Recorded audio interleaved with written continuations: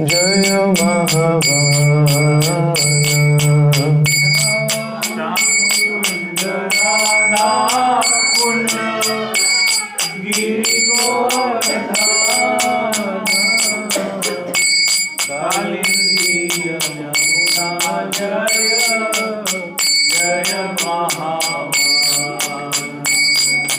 केशी घाटवंशी what द्वादश कानन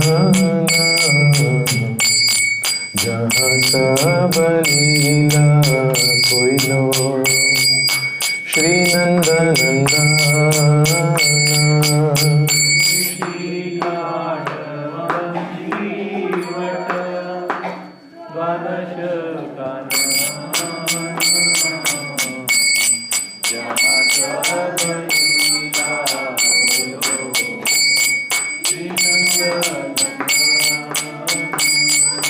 श्रीनंद यशोदा जय जय गोपगण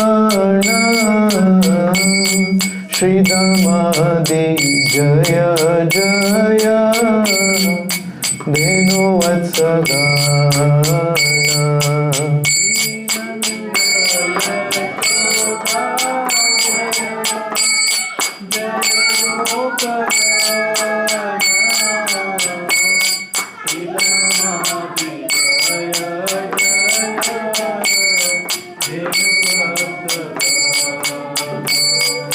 जय वृषभानु जय कीर्तिदा सुंदरी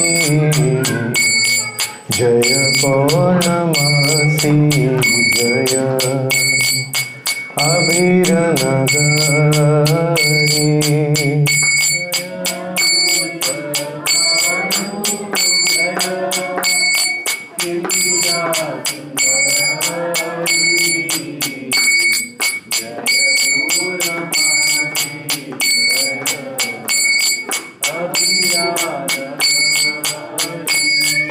जय जय गोपीश्वर वृंदावन माझा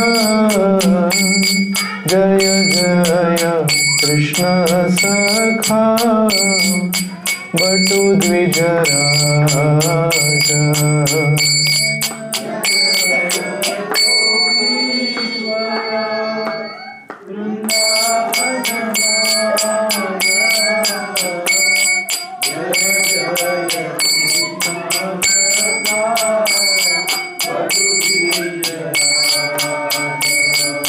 जय राम घाट जय रोहिणी नंदन जय जय वृंदावन वासियत जाना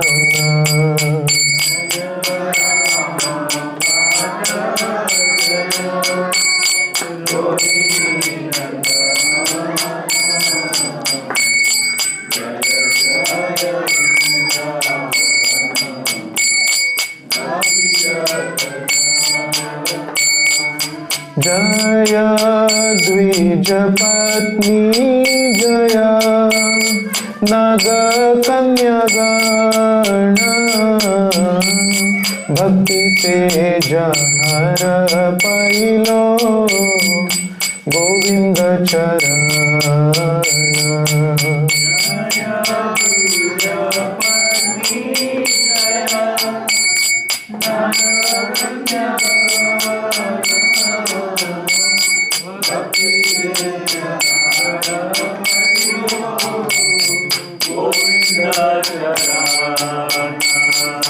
श्रीरास मंडल जय जय राधा श्याम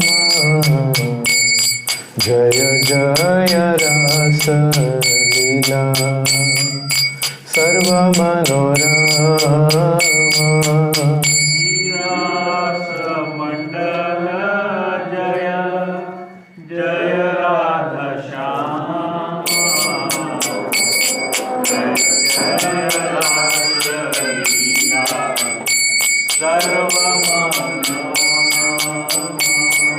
जय जयोज्ज्वल रस सर्वरस परकीय भावे जहाँ व्रजते प्रचार।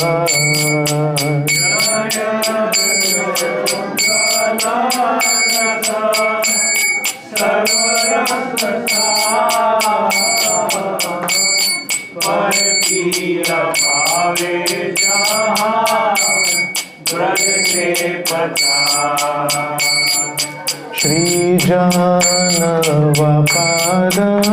पद्मा करिया स्मरण दीन कृष्ण दास कोहे नाम संकीर्तन।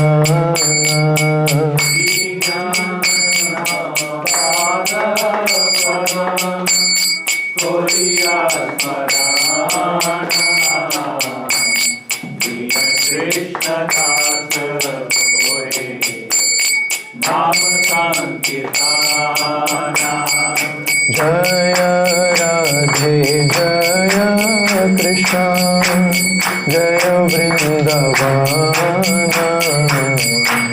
श्री गोविंद गोपीनाथ मदन मोहन।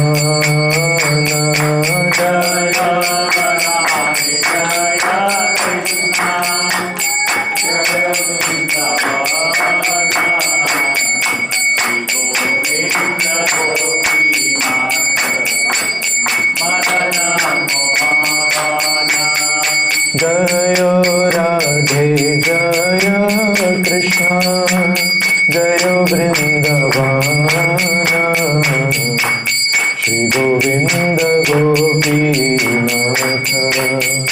मदन मोहन।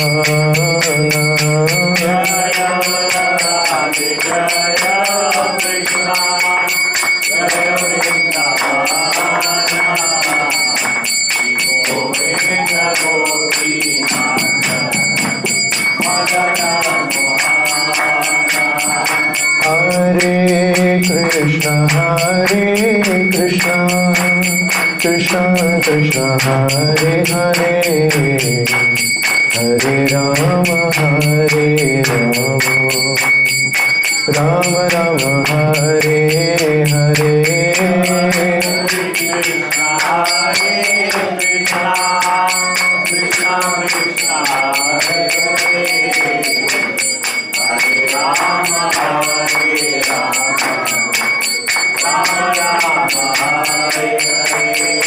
हरे कृष्ण कृष्ण कृष्ण कृष्ण हरे हरे हरे राम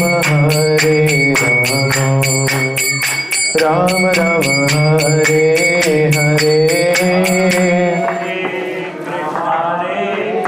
हरे Krishna Krishna Krishna Hare Hare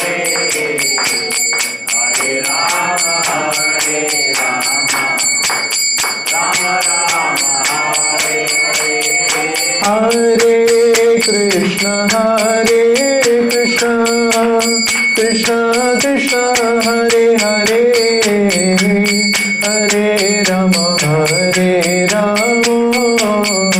Ram Ram Hare Hare.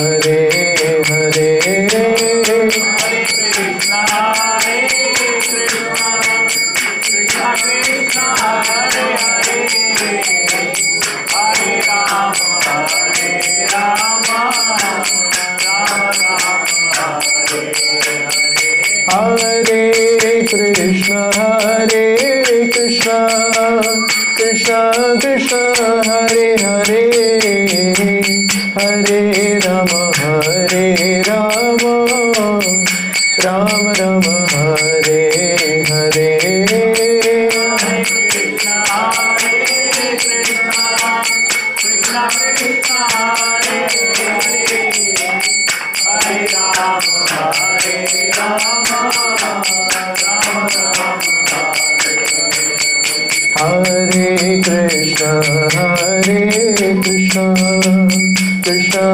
Krishna Hare Hare Hare Rama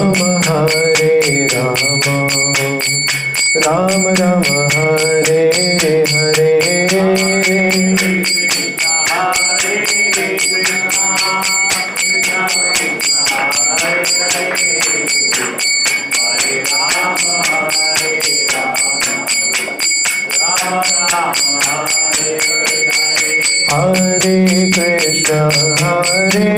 Krishna Krishna Krishna Hare Hare Hare Rama Rama Rama Hare Hare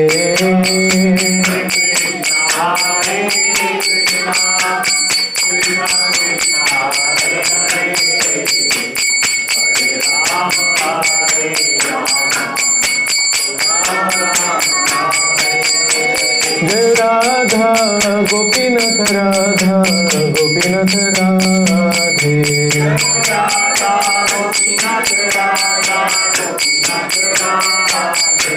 Jai Shri Gopal Shri Gopal Shri Gopal Jai Shri Gopal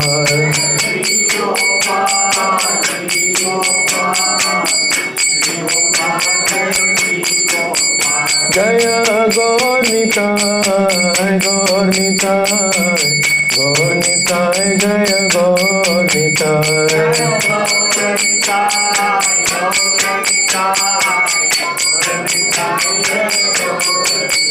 Jai Jai Prabhupada Prabhupada Prabhupada Jai Prabhupada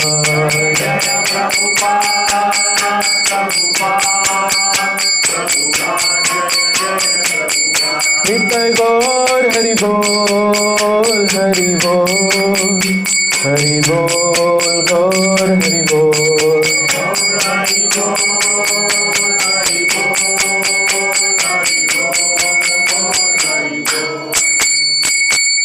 जय हरिनाम संकीर्तन की जय।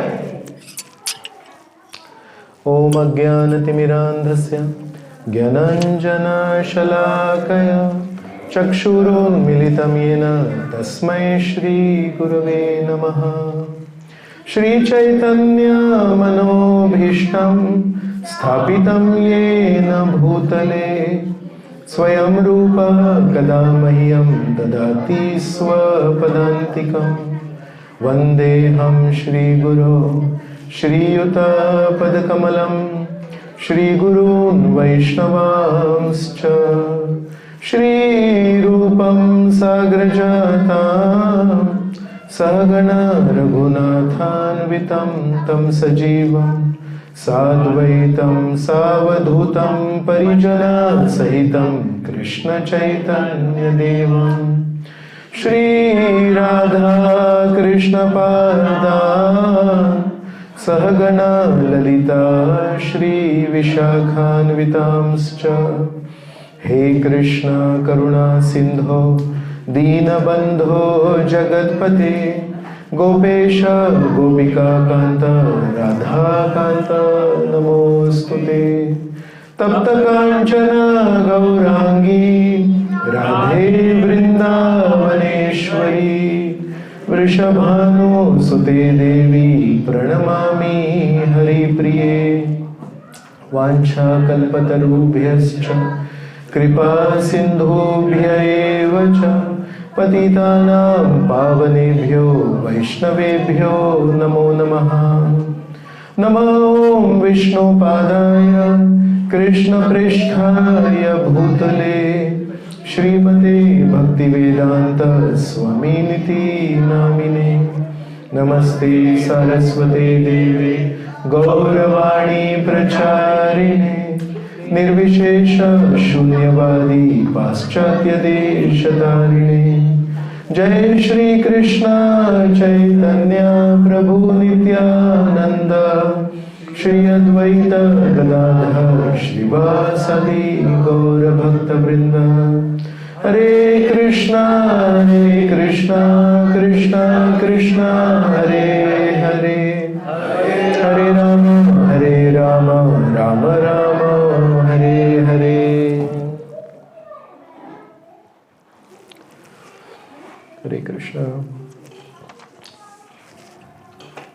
तो बहुत बहुत धन्यवाद सबको कि आप इस 2024 की वृंदावन गोवर्धन यात्रा में पधारे हैं।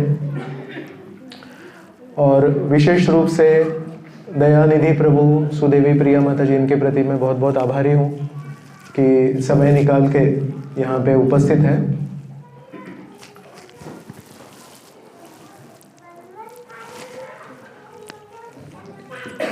हम कितने जन्मों के बाद में गोवर्धन में आए हैं, वृंदावन में आए हैं, और ये हम जान नहीं सकते।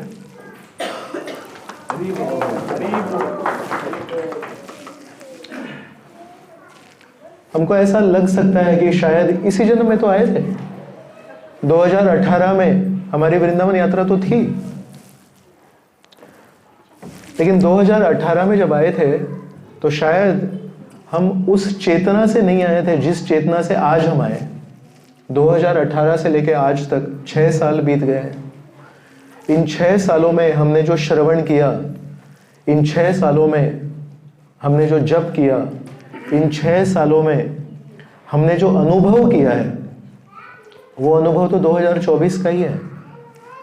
तो इसीलिए शायद इस जन्म में भी हम पूर्व कभी आए होंगे, लेकिन उस समय हमारी जो चेतना थी वो शायद लघु चेतना थी। उस समय हमारी जो श्रद्धा थी वो कम श्रद्धा थी। तो इसलिए पहले 1-2 बार हम सब जब भी वृंदावन, गोवर्धन, मायापुर, जगन्नाथपुरी जाते हैं तो कई बार आंखों के लिए एक वो मसाज होता है। आंखें देखती रहती है यहाँ क्या है नया, जो बंबई में नहीं है, जो पूना में नहीं है, जो हम जहाँ से आए वहाँ नहीं है। अरे बंबई में ऐसा एक बड़ा पर्वत नहीं है तो यहाँ नई चीज़ लग रही है ये, लेकिन ये पर्वत नहीं है, ये गोवर्धन है। यहाँ जो पेड़ दिख रहे हैं, ये ऐसे पेड़ बंबई में कभी नहीं देखे, लेकिन ये पेड़ नहीं है, ये कल्प वृक्ष है। यहाँ जो बंदर दिखते हैं, ये बंदर बंबई में कभी नहीं दिखे, लेकिन ये बंदर नहीं है, ये श्री कृष्ण भगवान के नित्य सखा है। तो इसलिए पहली या दूसरी बार हम जब ऐसे कोई तीर्थ स्थान में आते हैं तो कई बार उस जगह की चेतना में प्रवेश भी नहीं कर पाते हैं। कई बार केवल हमारा शरीर प्रवेश करता है, लेकिन हमारी चेतना प्रवेश नहीं करती है। इसलिए जब भी हम गोवर्धन आएंगे, जब भी हम वृंदावन आएंगे, जब भी हम जगन्नाथपुरी आएंगे, जब भी हम मायापुर आएंगे, हमको ये सोचना है शायद ये हमारी पहली बार है कि हम सही चेतना में, सही तरीके से आज इस धाम में प्रवेश किए हैं। और अगर हमारी चेतना ऐसी नहीं रही तो हम मन ही मन में अनकॉन्शियसली ऐसा सोचेंगे, मैं तो आया हूं, पिछली बार तो मैं वृंदावन में आया था, पिछली बार तो मैं गोवर्धन में आया था, पिछली बार तो मैं मायापुर में आया था। और जैसे ही हम में वो चेतना आ जाए कि हम यहां पहले आ चुके हैं, मतलब फेमिलियर है, यहाँ से ये रास्ता ऐसे जाता है, जतिपुरा से ये रास्ता दान घाटी में जाता है।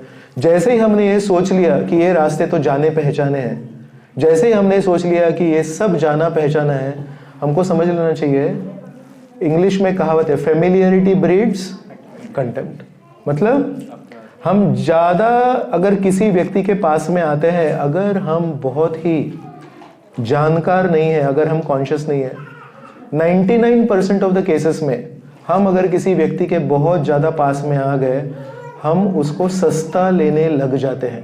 ये मनुष्य का स्वभाव है।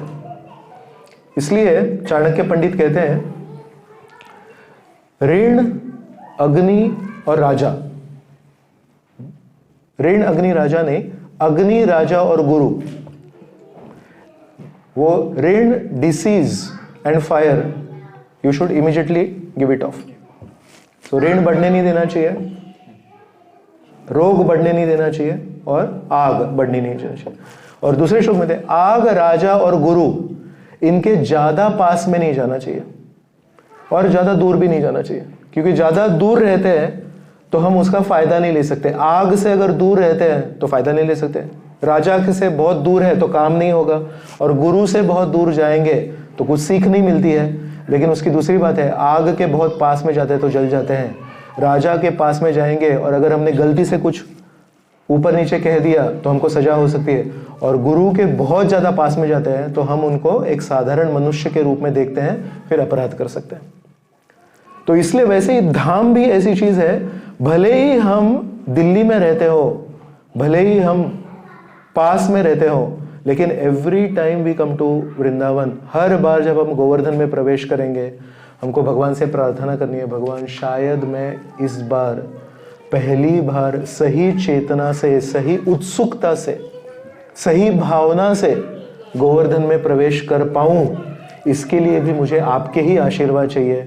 जिस दिन हमने ये प्रार्थना नहीं की, उस दिन हमको समझना चाहिए उस साल की हमारी जो यात्रा होगी वो केवल एक वॉकिंग एक्सरसाइज होगा। 10 किलोमीटर्स पर डे वॉकिंग करने से 15,000 कैलोरीज आपके बर्न हो जाएंगे, तो वजन घटेगा आपका इस यात्रा में।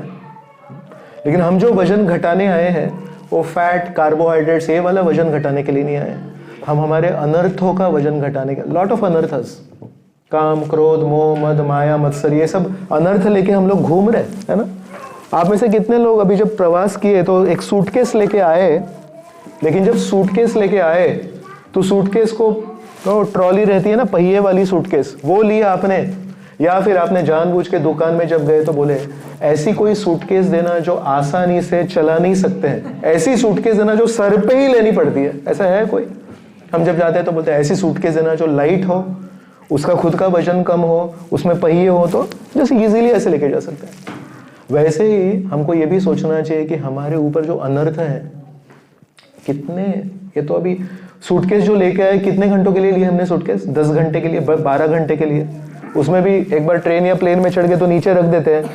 एक्चुअली बर्डन, उसका जो बर्डन है वो कितने घंटे हम लेते हैं, एक सूटकेस का बर्डन कितना घंटे लेते हैं उठाने के लिए और रखने के लिए, फिर से रखने के लिए और लेने के लिए, right. So how many minutes in one journey? 10-15 minutes का हम उठाते हैं, बाकी तो ऐसे ही रखे रहते हैं। वो 10-15 मिनट में भी हमको तकलीफ नहीं होनी चाहिए, इसलिए we want a trolley suitcase, we want a light weight suitcase. और हम कई जन्मों से काम, क्रोध, मोह, मद, माया, मत्सर का सूटकेस लेके घूम रहे हैं, just because this suitcase is invisible suitcase, हमको दिखाई नहीं देती है, तो हम उसको लेके घूम रहे हैं। और कई बार हम ये कभी प्रार्थना भी नहीं करते कोई जगह पे जाके, इस जगह पे ये सूटकेस लेके आया हूं और बाकी सारी सूटकेस लेके जाने का प्लान है, लेकिन ये जो सूटकेस है वो मुझे यहीं कहीं रास्ते के बगल में फेंकनी है। 6 सूटकेस लेके घूम रहा हूं। क्रोध की सूटकेस है, बहुत बड़ी सूटकेस है, छोटी सी अनबन हो जाती है तो इतना गुस्सा हो जाते हैं हम लोग, वो सूटकेस कहीं तो हमको इस गोवर्धन परिक्रमा में छोटे से कोने में फेंकनी है। द्वेष की सूटकेस, जो पहली सूटकेस है मिली, हम भगवत धाम से जब आए तो पहली सूटकेस हमको द्वेष की सूटकेस मिली, पहला द्वेष तो भगवान से किया। वो सूटकेस कहीं तो हमको एक अच्छी जगह ढूंढनी है इस गोवर्धन परिक्रमा के दौरान, जहां पे वो सूटकेस हम फेंक पाए। नहीं तो जैसे हम हमारे कपड़ों की सूटकेस, खाने की सामान की सूटकेस लेके आए हैं और आधी अधूरी लेके जाएंगे, वैसे शायद काम, क्रोध की सूटकेस भी लेके आए हैं, और कहीं ना कहीं किसी न किसी से तो कुछ ना कुछ गलती होने ही वाली है। शायद प्रसाद में नमक कम होगा तो हम किसी के ऊपर तिल मिला जाएंगे, शायद बस में कुछ तो तकलीफ होगी तो हमारा जो ट्रैवलिंग कोऑर्डिनेटर है उसको हम सुनाएंगे। शायद ऐसा हो सकता है कि हम इस यात्रा में आए हैं क्रोध की सूटकेस फेंकने के लिए, लेकिन ऐसा कम से कम नहीं होना चाहिए कि उसमें हमारा वजन बढ़ा के हम वापस लेके जाएं। और कोई हमको बोले प्रभु जी आप यात्रा में जाने से पहले जो थे उसके बाद में आप ज्यादा क्रोधित लग रहे हैं, आप ज्यादा द्वेषी लग रहे हैं, तो एटलीस्ट वी शुड प्रे हम यहां पे आए हैं, हमारा अनर्थों का वजन कुछ मात्रा में तो कम हो जाए। एक ऐसे व्यक्ति थे जो एक दिन सोचे कि थोड़ा वृंदावन, गोवर्धन, मथुरा, ये जो तीर्थ स्थान है वहां पे जाना चाहिए। तो अपने गुरु जी के पास गए और बोले मैं यात्रा में जा रहा हूं। तो गुरु जी बोले बहुत अच्छी बात है, यात्रा में जा रहे हैं आप, तो मेरी एक विनती है। क्या है विनती? आपके पास करेला होगा एक? करेला साथ में लेके जाना आप। तो ये शिष्य ने काफ़ी किताबें पढ़े थे, बहुत सारे लेक्चर श्रवण किए थे, उस अपना मेमोरी में स्कैन कर रहा था करेला का कुछ आध्यात्मिक फायदा होता है क्या? करेला अगर साथ में लेके जाते हैं तो कुछ ऐसा सुना हुआ तो लग नहीं रहा है, लेकिन गुरुजी बोल रहे हैं तो चलो एक काम करेंगे, करेला लेके जाएंगे। केवल गुरु आज्ञा पालन करने के लिए ये व्यक्ति साथ में करेला लेके गया, और जब यात्रा करके आया तो फिर से गुरुजी को मिलने गया, प्रसाद देने गया। फिर गुरुजी बोले आप साथ में करेला लेके गए थे क्या? तो बोले हाँ आपने बोला था, तो लेके तो जाना ही था। बोले वेरी गुड, आज दोपहर को उस करेले की सब्जी बनाना आप और मुझे खिलाना। तो उन्होंने करेले की सब्जी बनाई। मन ही मन में सोच रहा था करेले की सब्जी क्यों, क्या चल रहा है, समझ में नहीं आ रहा है। तो गुरुजी को खिलाई, गुरुजी ने तो बहुत अच्छे से खाई, फिर शिष्य को दी, फिर शिष्य ने भी खाई। फिर शिष्य को पूछा कैसा था करेला? तो शिष्य ने सोचा जैसा था वैसा था। मतलब कैसा था? मीठा था, खट्टा था, कड़वा था? तो बोले कड़वा था। बोले सच में? हाँ मैंने जो खाया हो तो कड़वा था। आपका मीठा था क्या? गुरुजी को पूछ रहे हो। गुरुजी बोले नहीं नहीं मैं आपके बारे में पूछ रहा हूँ, मेरे बारे में चिंता मत करना। तो बोले नहीं मैंने जो करेला खाया वो कड़वा ही था। तो बोले आप लेके गए थे क्या यात्रा में? बोले हाँ। तो बोले करेला आपके साथ पूरी यात्रा किया क्या? बोले हाँ। तो करेला आपके साथ वृंदावन मथुरा गोवर्धन किया क्या? हाँ। तो बोले करेला वृंदावन मथुरा गोवर्धन करके आया, लेकिन अपना कड़वापन छोड़ा नहीं। तब उसको समझ में आया कि गुरुजी ने क्यों बोला था करेला साथ में लेके जाओ। तो गुरुजी ने उनको पूछा करेला तो छोड़ नहीं पाया उसका कड़वापन, क्या आप छोड़ पाए हैं? और अगर वो शिष्य बोला होता कि जी नहीं मैं तो चलने में बिजी था, गोवर्धन परिक्रमा करने में बिजी था, मैंने तो यात्रा में केवल शारीरिक स्तर पे भाग लिया, चेतना तो मेरी हाँ पहुंच रहा हूं मैं, 4 दिन के बाद में पहुंच रहा हूं, सुबह आपको मिलूंगा, दोपहर को आपको मिलूंगा, शाम को उनको मिलूंगा, और वो रेडी रखना, चेतना तो मेरी वहीं थी, शरीर केवल वृंदावन मथुरा में था। तो बोले शायद आपका भी कड़वापन छूटेगा नहीं। तो अगर सही में हम यात्रा करके अगर अपने आप में अपनी चेतना में अगर कोई परिवर्तन अनुभव नहीं कर पाए तो हम मनुष्य और उस करेले में क्या अंतर है? मनुष्य जीवन में जो हमको ये एक संधि मिली है, ये बहुत बहुत बहुत अद्भुत संधि है। यहाँ पे प्राणी भी रहते हैं, लेकिन उन प्राणियों को ये नहीं मालूम कि वृंदावन में विशेषता क्या है। तो जो भी वर्णन है शास्त्रों में कि वृंदावन का हर एक वृक्ष कल्प वृक्ष है। कल्प वृक्ष मतलब जो आध्यात्मिक जगत में रहते हैं, वैकुंठ में रहते हैं। कल्प वृक्ष मतलब अनार के फल में आम के पेड़ अगर आप मांगेंगे तो आपको मिल जाएंगे। प्रभुपाद जी एक लेक्चर में बताते हैं अगर कल्प वृक्ष के सामने आप गए तो केवल फल नहीं, आप बोलेंगे मुझे समोसा और कचौरी चाहिए, तो पेड़ जो है ये आपको समोसा और कचौरी भी देगा। अर्थात प्रभुपाद जी बोल रहे हैं आपकी सारी आध्यात्मिक इच्छाओं को पूर्ण कर सकता है। तो इस पूरे वृंदावन गोवर्धन मथुरा एरिया में एक भी पेड़ नहीं है जो साधारण पेड़ है। यहाँ पे एक भी पक्षी नहीं है जो बिना वजह यहां से वहां केवल उड़ रहा है, वो केवल संकेत देते हैं। यहाँ के जो तोते हैं वो वृंदा देवी का एक प्रमुख मुखिया तोता है। वृंदा देवी की जब भी मूर्ति होती है, वृंदा देवी के इस हाथ में, लेफ्ट हैंड में एक तोता होता है, उसका नाम है शुक। और वो जो तोता है वो 1 लाख तोतों का लीडर है वो। और कृष्ण कहां से कहां जा रहे हैं, राधा कहां से कहां जा रहे हैं, वो सब उसके पास रिपोर्ट आता है। वो जो सब उसके अंडर जो तोते हैं वो सब उसको रिपोर्ट करते हैं, और वो तोता जाके वृंदा देवी को रिपोर्ट करता है।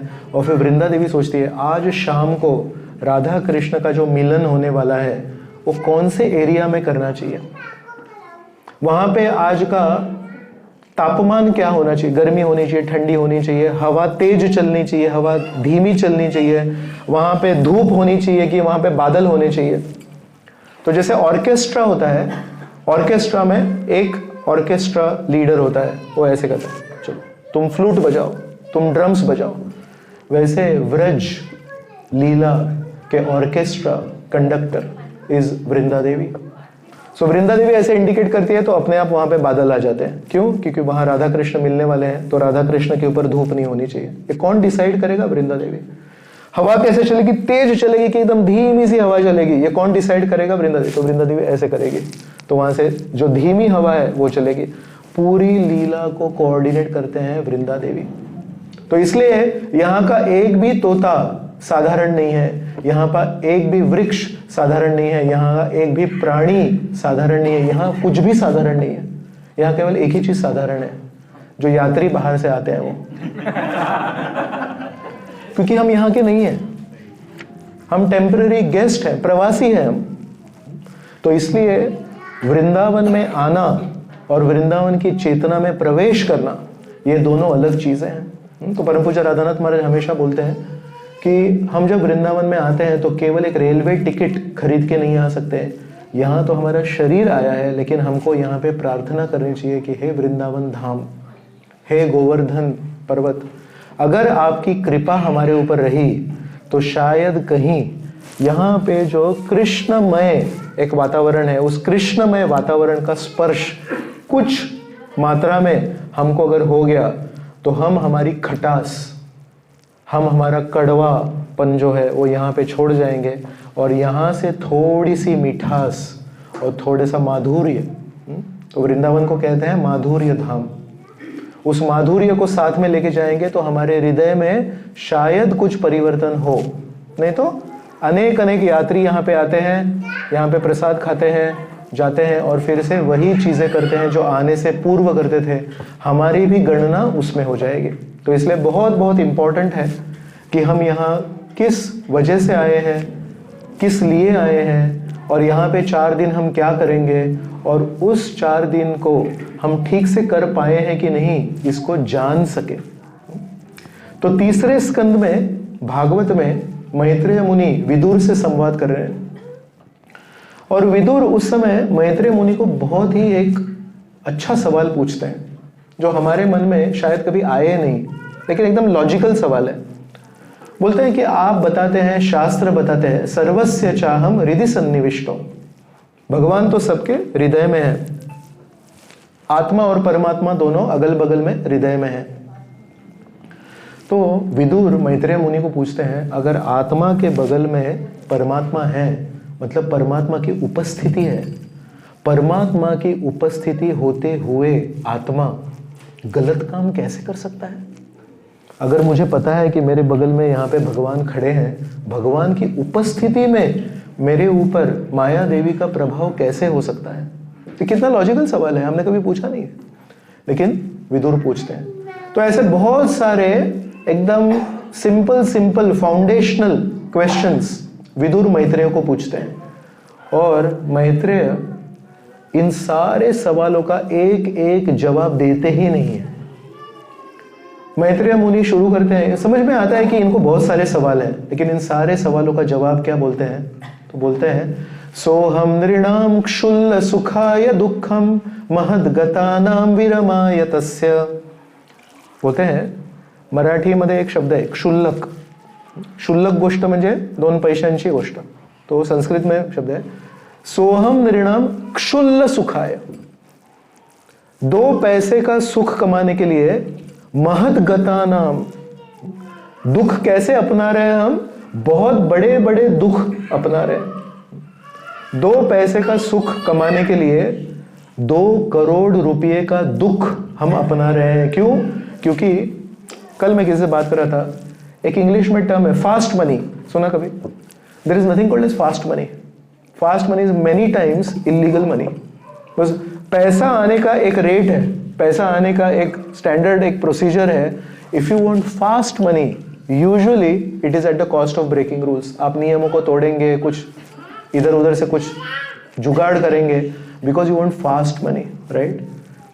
हाईवे पे एक लिखा रहता है, एक स्टैंडर्ड एक स्पीड है यहाँ का, highest speed generally on a highway is 80, but if you want to go faster then you go fast travelling. तो फास्ट ट्रैवलिंग में क्या होता है?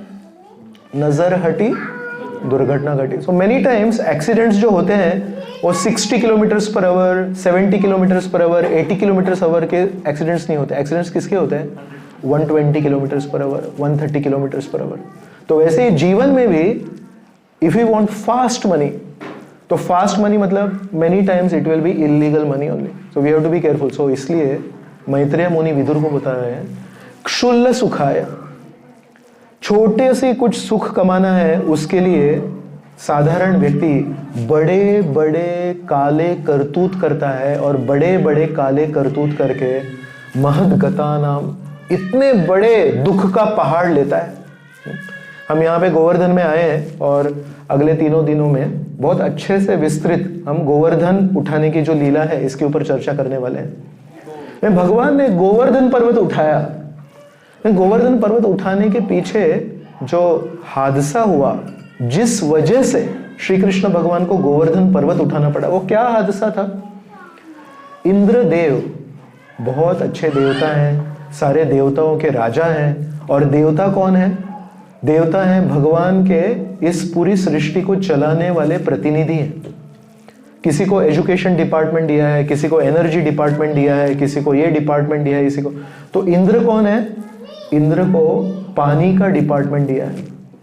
बोलते हैं पानी के बिना तो हम जी नहीं सकते। सबसे इंपॉर्टेंट चीज जिसके आधार पे जीवन चलता है, वो चीज पूरे ब्रह्मांड में सबको अच्छे से मिले, इसके इंचार्ज कौन है? इंद्र। लेकिन पानी अगर हद से ज्यादा हो जाता है तो उसको कहते हैं बाढ़ आ गई, और बाढ़ से क्या होती है? तबाही होती है। तो इंद्र को हर साल हर गांव में पूजा होती थी। जितने भी ग्वाले थे उस समय की बात है, सब गांवों में हर रोज हर साल इंद्र की पूजा होती थी। और उस एक गांव में जहां पे श्री कृष्ण भगवान रह रहे हैं, श्री कृष्ण भगवान ने उस एक साल, जब 7 साल की उम्र थी कृष्ण भगवान की, तो कृष्ण भगवान ने बोला, पापा इंद्र की पूजा करने की क्या जरूरत है? डिटेल में हम बाद में चर्चा करेंगे। लेकिन इंद्र को एक गांव में 1 साल पूजा नहीं हुई, इसका कितना बुरा लगा। श्री कृष्ण भगवान ने एक ईमेल नहीं लिखा सारे गांवों को, तुम भी बंद करो, तुम भी बंद करो, तुम भी बंद करो, तुम भी बंद करो। और जहां तक मैंने भागवत पढ़ा है, आप भी पढ़ते तो आप भी बता सकते हैं, इंद्र ने ऐसा भी नहीं बोला कि इसके आगे नहीं करेंगे, बोले इस साल नहीं करेंगे। जब बात की तो क्या बोले श्री कृष्ण भगवान? ये नहीं बोले आज के बाद में ये प्रथा बंद, आज के बाद, बोले इस साल हमारे गांव में हम इंद्र की पूजा नहीं करेंगे। इस एक घटना का कितना बुरा लग सकता है किसी को। बाकी सब लोग पूजा कर रहे हैं, भारतवर्ष के बाहर सारे ब्रह्मांड में, सारे ग्रहों में पूजा चल रही है इंद्रदेव की। लेकिन एक ब्रह्मांड के अंदर एक ग्रह है, उस एक ग्रह में एक भूखंड है भारतवर्ष, उस भारतवर्ष में एक गांव है जहां पे इंद्र की पूजा बंद हुई। तो इंद्र को कितना बुरा लगा। इंद्र बोलता है इस पूरे गांव को समाप्त कर दो। और इस गांव में कौन रहते हैं? केवल मनुष्य नहीं रहते हैं, ये ग्वालों का गांव था। तो ग्वालों के गांव में कौन रहते हैं मनुष्यों के साथ? गाय रहती है। गाय की कितनी स्तुति वेदों में करते हैं। गाय को गौ माता केवल ग्वाले मानते हैं, जो गाय का दूध निकालते हैं केवल वही लोग श्री कृष्ण भगवान को मानते हैं, और केवल वही लोग गाय की पूजा करते हैं। गौ हमारी माता है, गाय हमारी माता है। किस किस को पता है? केवल श्री कृष्ण के लोगों को मालूम है, पूरे विश्व को मालूम है, ब्राह्मणों को मालूम है, क्षत्रियों को मालूम है, ऐसा नहीं केवल वैश्यों को मालूम है। तो सारे ब्राह्मण बोल रहे हैं गो हमारी माता है, सारे राजा बोलते हैं गो हमारी माता है, और देवताओं को पता है क्या गो हमारी माता है।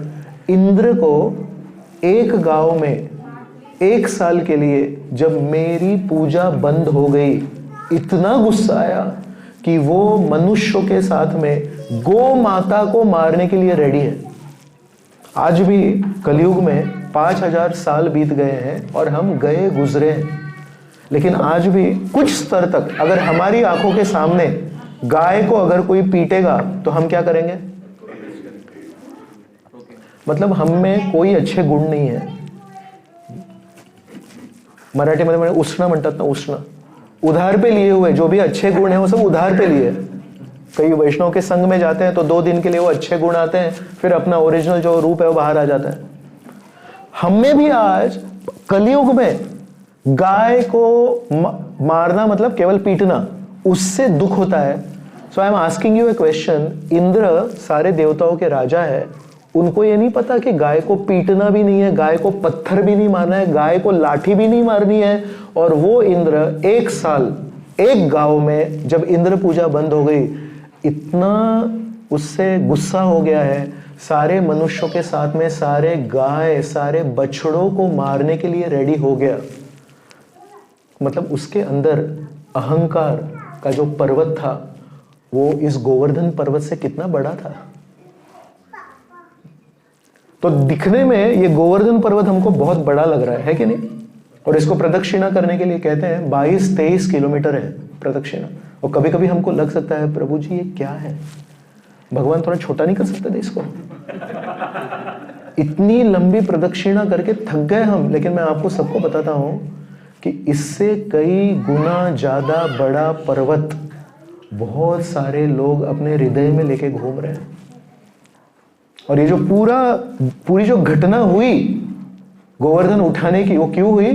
क्योंकि इंद्र के हृदय में अहंकार का जो पर्वत था उसको एक छोटी सी ठेस पहुंची. नो प्रोपेगेंडा, कहीं वो बात है तुम भी बंद करो, तुम भी बंद करो, तुम भी बंद करो, हम लोग सब तो इंद्र पूजा बंद करो. पार्टी, कोई पार्टी नहीं बनाई. ये बोल रहे नहीं हम हमारे गांव में नहीं करेंगे. तो ये कितना इंपॉर्टेंट है. तो मैत्रेय मुनि क्या बोल रहे हैं, छोटी छोटी बात को जरूरत से ज्यादा इतना आकार देना और उस छोटी छोटी बात के ऊपर बड़ा बड़ा गुस्सा करना और छोटी छोटी बात को लेके बड़े बड़े लोगों को भला बुरा कहना, ये हमारे दुखों का कारण है. तो हमारा दुश्मन वो आदमी जो हमारे ऑफिस में बैठा है वो नहीं है. हमारा दुश्मन हमारा बिजनेस का कॉम्पिटिटर नहीं है. हमारा दुश्मन है हमारा खुद का अहंकार. तो इसलिए बोलते हैं सोहम नृणाम क्षुल्ल सुखाय दुखम महदगतानाम विरमाय तस्य. बोलते हैं प्रवर्तये भागवतम पुराणम यद आह साक्षात भगवान ऋषिभ्य. इसलिए हे विदुर, जो तुम्हारे छोटे छोटे सवाल है ना, मनुष्य के बगल में परमात्मा बैठे हैं लेकिन फिर भी मनुष्य गलत कैसे कर सकता है, ये सब नहीं करूंगा मैं तुमको, ये सब जवाब नहीं दूंगा. मैं तुमको सच बताता हूँ असली चीज क्या है. हम भगवान को बगल में रहते हुए भी उनसे विमुख हो गए. हमने भगवान से अपना जो रिश्ता है वो ऐसे विमुख कर दिया. तो भगवान यहाँ फोटो है, लेकिन अगर हम बार बार ऐसे ही देखें तो हमको पता ही नहीं भगवान है कि नहीं. अभी मैं आपको एक सवाल पूछता हूँ, शायद आप लोगों को जवाब आए, लेकिन मोर क्वालिफाइड और माताजी ऑन दिस साइड. जब पेट में बच्चा रहता है, who is the nearest person to the child in the womb. पेट में जब बच्चा है छोटा, उसके लिए सबसे करीब के व्यक्ति कौन है? माँ है कि नहीं? माँ के पेट में है. लेकिन उस बच्चे को मालूम है क्या है?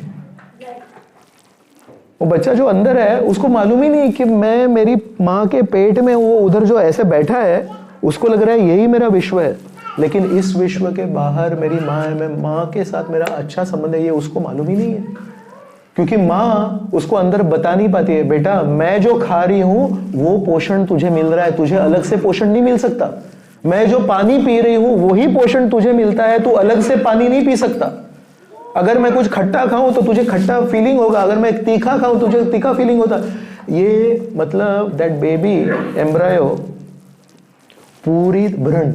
पूरी तरह से अपनी माँ के खाने के ऊपर निर्भर है, अपनी माँ के पानी पीने के ऊपर निर्भर है, अपनी माँ के सोने के ऊपर निर्भर है. क्या कौन सी मात्रा में वो जो छोटा बच्चा है जो माँ के पेट में है वो इंडिपेंडेंट है. लेकिन उस बच्चे को नहीं मालूम. उस बच्चे को लग रहा है कि मैं इंडिपेंडेंट हूं. वैसे हम भी इस ब्रह्मांड के अंदर है, गर्भ के अंदर है, और कई बार हमको ऐसा लगता है कि हम इंडिपेंडेंट है. क्या इंडिपेंडेंट है आप? खाना खुद का बना सकते हैं आप? अगर सूरज नहीं है, 2-3 साल अगर बरसात कम आ जाए, पानी नहीं आए, बजट में चेंज हो जाता है, नेशनल बजट में। क्यों? क्योंकि पानी नहीं है तो अभी अनाज बहुत महंगा हो जाएगा, तो अभी कुछ तो एडजस्टमेंट करना पड़ेगा। Then everything else become secondary. 5 year development plan, 10 year development plan, सब सेकेंडरी हो जाता है, पहला अनाज। सो अनाज कहां से आता है? पानी से। वो कौन लाता है?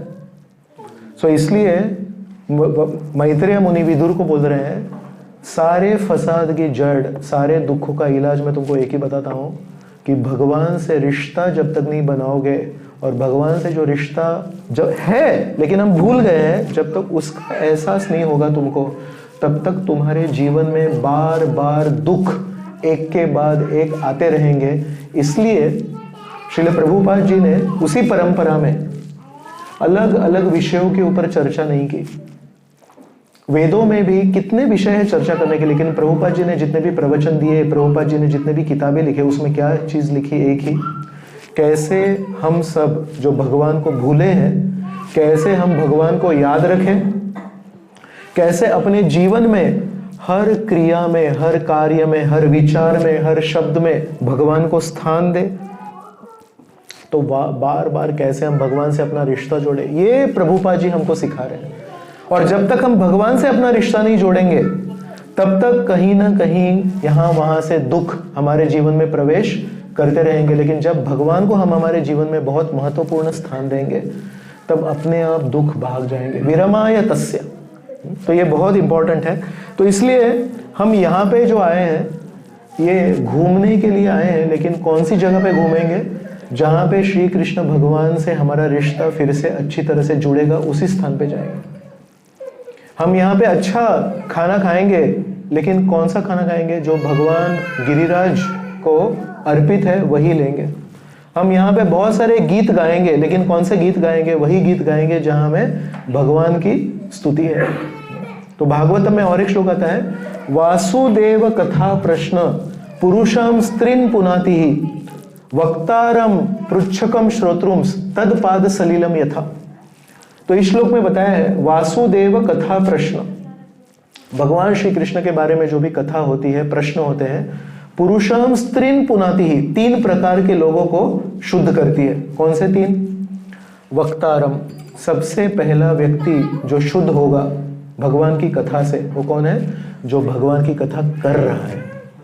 पृच्छकम, पृच्छकम मतलब जो सवाल पूछता है। और तीसरा है श्रोत्रुम, श्रोत्रुम मतलब एक व्यक्ति सवाल पूछ रहा है, एक व्यक्ति बता रहा है, और इन दोनों का संवाद जो तीसरा व्यक्ति सुन रहा है, वो तत्पाद सलीलम यथा, जैसे श्री कृष्ण भगवान के चरणों को स्पर्श की हुई गंगा है, ये 3 तरह के ग्रहों को शुद्ध करती है। ऊपर के जो ग्रह है, स्वर्ग ग्रह है, वहां पे गंगा बहती है, मंदाकिनी गंगा कहते हैं। तो मंदाकिनी गंगा है, वो स्वर्ग लोक में भी बहती है, तो वहां भी शुद्ध करती है। फिर वहां से बह के पृथ्वी पे आती है, तो पृथ्वी पे उसको कहते हैं भागीरथी गंगा।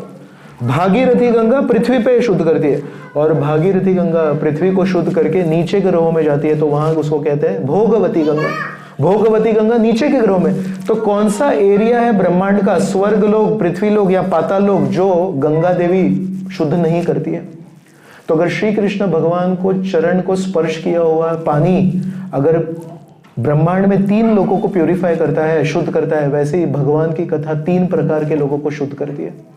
तो शायद हम वक्ता नहीं हो, शायद हम पूछने वाले व्यक्ति नहीं हो, लेकिन अगर हम तीसरे प्रकार के व्यक्ति हैं कि केवल ये संवाद सुनते हैं, कोई एक सवाल पूछता है और ये जवाब देते हैं, ये सवाल पूछते हैं, ये जवाब देते हैं, केवल इन दोनों का संवाद भी अगर हम अच्छे से सुने, उससे भी हमारा शुद्धिकरण हो सकता है। यह है श्री कृष्ण भगवान की कथा का शुद्ध करने का बहुत इंपॉर्टेंट गुण। ऐसा कहते हैं, वेद जो है एक राजा की तरह है। राजा केवल फरमान निकालता है, राजा केवल नियम निकालता है, और हमको उस नियम को पालन करना है। क्या कोई राजा आके एक्सप्लेन करता है क्या ये नियम क्यों निकाला वगैरह? नहीं। एक दोस्त होता है, दोस्त कैसे हमको कुछ अच्छी चीज सिखाता है? समझा के सिखाता है। और कई बार इन दोनों के बीच में हमारा कोई अगर बड़ा भाई है, तो एकदम पिताजी की तरह एकदम स्ट्रिक्ट भी नहीं रहता है, और दोस्त की तरह एकदम समझा बुझा के भी नहीं करता है। तो एक हो गया राजा। एक हो गया बड़ा भाई जो थोड़ा स्ट्रिक्ट रहता है लेकिन थोड़ा सा समझाता है, और सबसे अच्छा है दोस्त। तो भागवतम जो है ये तीनों का मिश्रण है। वेद जो है एक राजा की तरह है जो नियम बताते हैं और आपको पालन करना है। पुराण जो है ये हमारी बड़ी बहन की तरह है या बड़े भाई की तरह है, जो कुछ हद तक हमको वही नियम महाभारत में, रामायण में अगर पढ़ेंगे तो वही वेदों के नियम हैं, लेकिन थोड़ा सा समझा के बताते हैं। और हमारे जो दोस्त हैं वो होता है काव्य। कई बार कविताएं होती है, वो कविताओं में भी अच्छी अच्छी चीजें सिखाते हैं। तो भागवतम क्या है? भागवतम एक राजा की तरह हमको नियम भी बताता है। राजा एक बड़ी बहन या एक बड़े भाई की तरह एक पुराण भी है, और पुराण होने के नाते कथाओं के रूप से हमको वो नियम समझाता है। हरि नाम की महिमा क्या है, इसके ऊपर तो बहुत सारे श्लोक है, लेकिन वही हरि नाम की महिमा अगर अजामिल की स्टोरी के द्वारा हमको समझाया भागवतम ने, तो हमको समझ में आता है अच्छा ये अजामिल जो पूरी तरह से गलत काम करने में बिजी था, उसने केवल 3 बार नारायण नारायण नारायण ये नाम लिया, तो उसको यमदूतों को रोकने के लिए विष्णुदूत आ गए। तो उस स्टोरी के द्वारा वो बात हमको समझ में आती है जो 1000 श्लोक वेदों के सुन के हमको समझ में नहीं आई। तो इसलिए पुराण एक बड़े भाई की तरह है, वही बात समझाते हैं, लेकिन कैसे समझाते हैं हमको वो समझ में आए ऐसे। और भागवतम में बहुत सुंदर काव्य भी है, वो काव्य कैसे समझाता है हमको, एकदम आकर्षक रूप में समझाता है। तो इसलिए भागवतम इज वेरी इंपॉर्टेंट। ऐसा कहते हैं कि विष को काटता है। जब सांप हमको काटेगा और हमारे शरीर में अगर सांप का विष बह रहा है तो उसको कैसे काटते हैं? एंटी वेनम देते हैं। और एंटी वेनम कहां से बनाते हैं? सांप के विष से ही बनाते हैं। तो ये हिंदी में कहावत है, विष को मारता है कि नहीं? हमारे शरीर में क्रोध, अहंकार, मत्सर्य, द्वेष, ये सब का जो जहर पूरा बह रहा है, ये विष की तरह है। इस विष को अगर काटना है तो हमको दूसरा विष लेना पड़ेगा। ये कौन सा विष है बताओ? कितने लोग जानना चाहते हैं कि अहंकार, क्रोध, द्वेष, इसका विष काटने के लिए मेरे पास कौन सा विष है? आप में से कितने लोग जब माला करते हैं तो आपको लगता है प्रभु जी ये हरि नाम इतना मीठा है कि क्या बताऊं, मेरा हाथ निकलता नहीं है बीड़ बैग में से। मैं रात को जब सोता हूं तो ये सोचता हूं सुबह कब होगी और कब मैं स्नान करूंगा, और स्नान करके कब मैं बीड़ बैग में हाथ डालूंगा, और हरे कृष्ण के मीठे मीठे केशवा माधवा तुझा नामा तरे गोड़वा, इतना मीठा नाम मैं लूंगा। मुझे रात को कभी कभी नींद नहीं आती, मुझे इंसोम्निया है। मुझे है आप में से कोई? तो कितने लोगों को लगता है कि प्रभु जी अभी भी मैं सोचता हूँ वो कौन सा दिन था जब मैं प्रोग्राम में आया था और मालूम नहीं उस दिन क्या प्रसाद बनाया था, और वो प्रसाद खा के मालूम नहीं मुझे क्या मेरी मति मारी गई, और मैं उस दिन मतलब मेरा फॉल डाउन हो गया प्रभु जी। मेरे दोस्तों ने उस दिन मुझे इतनी पिटाई की, कहाँ चला गया तू, क्या हरि नाम कर रहा है, क्या प्रसाद खा रहा है, क्या गीता पढ़ रहा है, क्या सज्जन बन रहा है, ये सब करने के लिए आया क्या? अरे जिंदगी ये सब करने के लिए नहीं है, जिंदगी मौज करने के लिए है, जिंदगी मजा करने के लिए। कितने लोगों ने सुना है अपने दोस्तों से? तो उस समय वो दोस्त आपके ऊपर कैसे देख रहे थे? मतलब विष पी रहा है, विष, हरि नाम का विष पी रहा है। और कुछ हद तक जो जोर जोर से हंस रहे हैं उनको मालूम है कि जब हाथ माला में जाता है तो कभी कभी ये सवाल आता है कि मैं क्यों कर रहा हूं है कि नहीं? तो अधिकांश लेवल पे सबके बारे में नहीं बता सकता, आप में से कोई लोग हैं प्योर डिवोटी है, लेकिन मैक्सिमम लोग को मैं जानता हूँ बोले प्रभु जी ये हरि नाम है ना, इसकी मिठास मालूम नहीं कब आएगी। लेकिन रूप गोस्वामी हमारे बहुत बड़े आचार्य हैं, उपदेशामृत में कहते हैं यहाँ पे ना हमारी जीवा पे बहुत ज्यादा बाइल आ गया। बाइल जब ज्यादा एक रोग होता है तो शरीर का जो बाइल है वो ऊपर आता है जॉन्डिस में, और उस समय मीठी चीज भी कड़वी लगती है, गन्ने का जूस भी कड़वा लगता है। तो रूप गोस्वामी हमको बताते हैं ये जो भौतिक विचार है ये उस बाइल की तरह है, और हमको जॉन्डिस हुआ है हरि नाम मीठा, गन्ने के जूस से भी ज्यादा मीठा है। महाराष्ट्र में जो लोग रहते हैं उनको अभी आजकल लेटेस्ट एक नया अमृत पता चला है। महाराष्ट्र में, इंटीरियर्स में, बॉम्बे में इतना नहीं है, हर जगह में दुकान है अमृत तुल्य। तो सब लोग सोच रहे हैं अमृत तुल्य है तो अमृत क्यों नहीं लेंगे, अमृत तुल्य क्यों ले रहे हैं, राइट? तो कम से कम इतना उसमें सज्जनता है कि बोले ये हमारी जो चाय है ना, ये अमृत तुल्य है। और अमृत तुल्य जो चाय है उसको बेच रहे हैं, और प्रभुपाद जी ओरिजिनल अमृत मुफ्त में बांट रहे हैं, लेकिन कोई ले नहीं रहा है। सोचो मनुष्य समाज का क्या परिस्थिति है। अमृत तुल्य चीज है, वो तुल्य है। अमृत तुल्य खरीद के पीने की कोशिश करते हैं और जीभ जल जाती है क्योंकि गर्म रहती है, और उससे डायबिटीज होता है, बहुत कुछ होता है, लेकिन वो चाय छूटती नहीं है। लेकिन अमृत जो ओरिजिनल हरि नाम अमृत है, और सदियों से तुकाराम महाराज गा रहे हैं, टूटो है मस्तक फुटो है शरीर नामाचा गजर सोडू ने। और हरिदास ठाकुर उस काजी को बोलता है, खंड खंड होए देह जाए यदि प्राण तबु तो न छाड़ी वो आमी वदने हरि नाम। वो काजी बोलता है तू मुसलमान है और तू यहाँ कहाँ हिंदू के भगवान का नाम जाप कर रहा है, आज के आज तू कलमा वापस पढ़ और ये हिंदू लोगों का ये जो हरिनाम है ये सब छोड़ दे। तो बोलता है नहीं छोड़ सकता मैं। तो बोले तेरे टुकड़े टुकड़े करके काटूंगा। तो हरिदास ठाकुर बोले, खंड खंड होए देह जाए यदि प्राण तबु तो न छाड़ी वो आमी वदने हरिनाम। कि मेरे एक एक टुकड़े में से भी हरिनाम आएगा। तो ये महान साधु संत जो है ये हरिनाम को छोड़ नहीं रहे हैं, और हम हरिनाम को ले नहीं पा रहे हैं। कहीं ना कहीं कुछ तो हमको विष का अनुभव हो रहा है कि नहीं?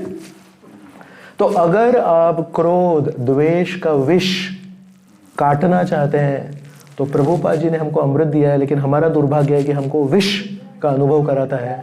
कृपया इस विष को आप जितना लेंगे वो विष आपके शरीर में बहने वाले विष को काटेगा।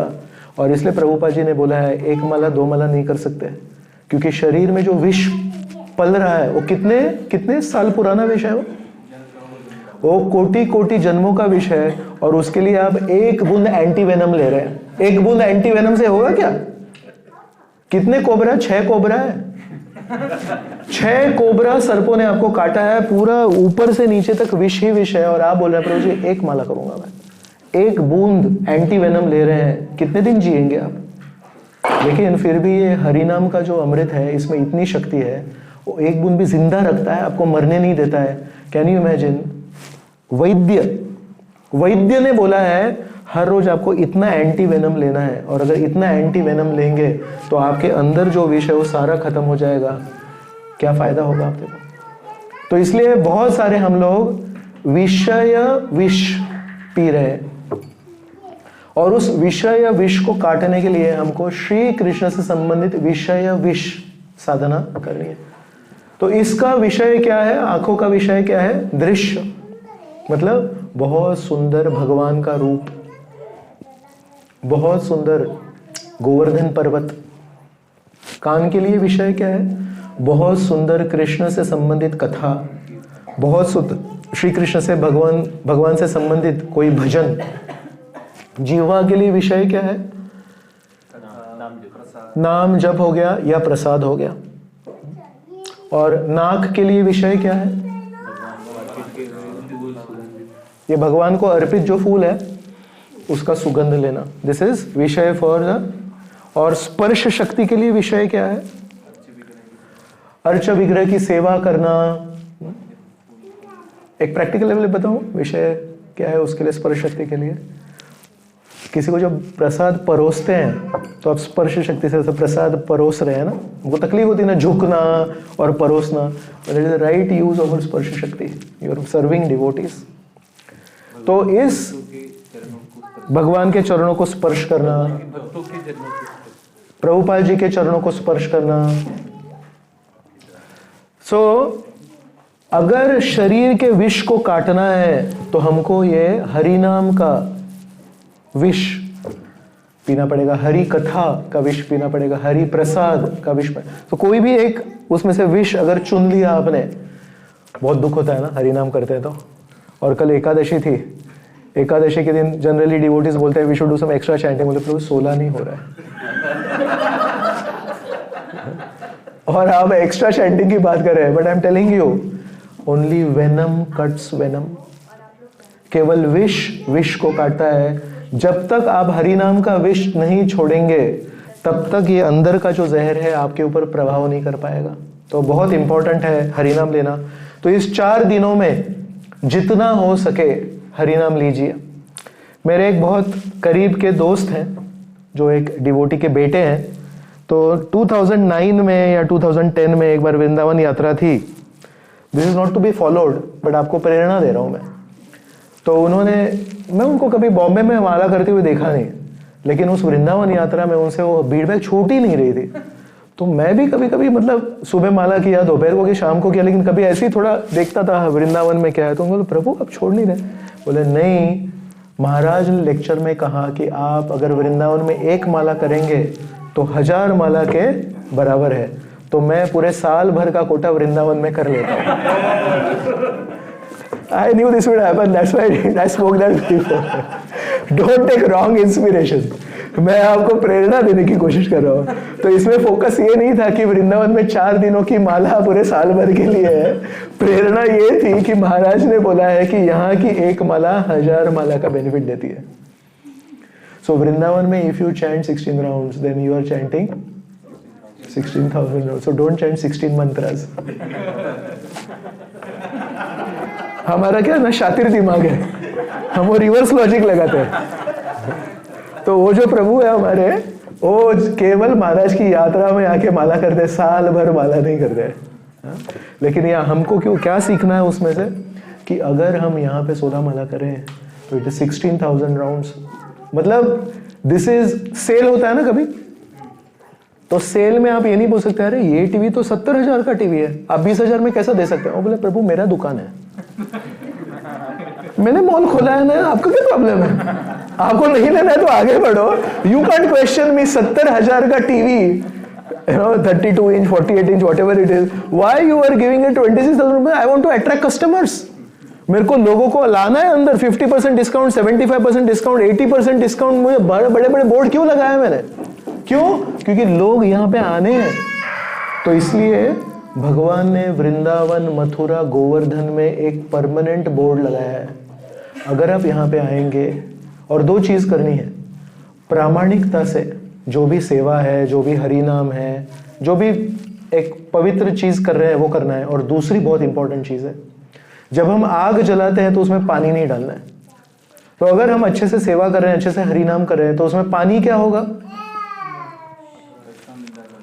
क्रिटिसिज्म, निंदा। ये ऐसा क्यों है, वो ऐसा क्यों है, इसने ऐसे क्यों किया, उसने ऐसे, ये खुद को क्या समझता है, वो ऐसा क्यों समझता है। इसमें हमारी जिंदगी चली गई, लेकिन लोग बदले नहीं। अब सबको पूछता हूं मैं, आप हाथ ऊपर करना, मैं डिटेल नहीं पूछूंगा। आपने जिसके बारे में कथा सुनाई, निंदा कथा, ये आदमी ऐसा है, वैसा है, गलत है, ये है, वो है, और आपने उसको सुनाया और वो आदमी बदल गया, हाथ ऊपर कीजिए कि हाँ प्रभु मेरे साथ हुआ है ये। मैंने बहुत सुनाया उसको, आधा घंटा सुनाया, और मैंने आधा घंटा धाड़ धाड़ धाड़ धाड़ गोलियों की बौछार की, उसके बाद में मेरे चरणों में गिर गया, बोला आज से आप जो बोलेंगे वो मैं करूंगा। अगर है तो बताइए कोई, मैं भी सीखना चाहता हूं आपसे कैसे बातें करते हैं। मैंने जहां तक देखा है, जितना हम जोर से चिल्लाते हैं, जितना हम गोलियों की बौछार करते हैं, उतना वो व्यक्ति हमारे खिलाफ हो जाता है, उतना वो व्यक्ति हमसे दूर चला जाता है।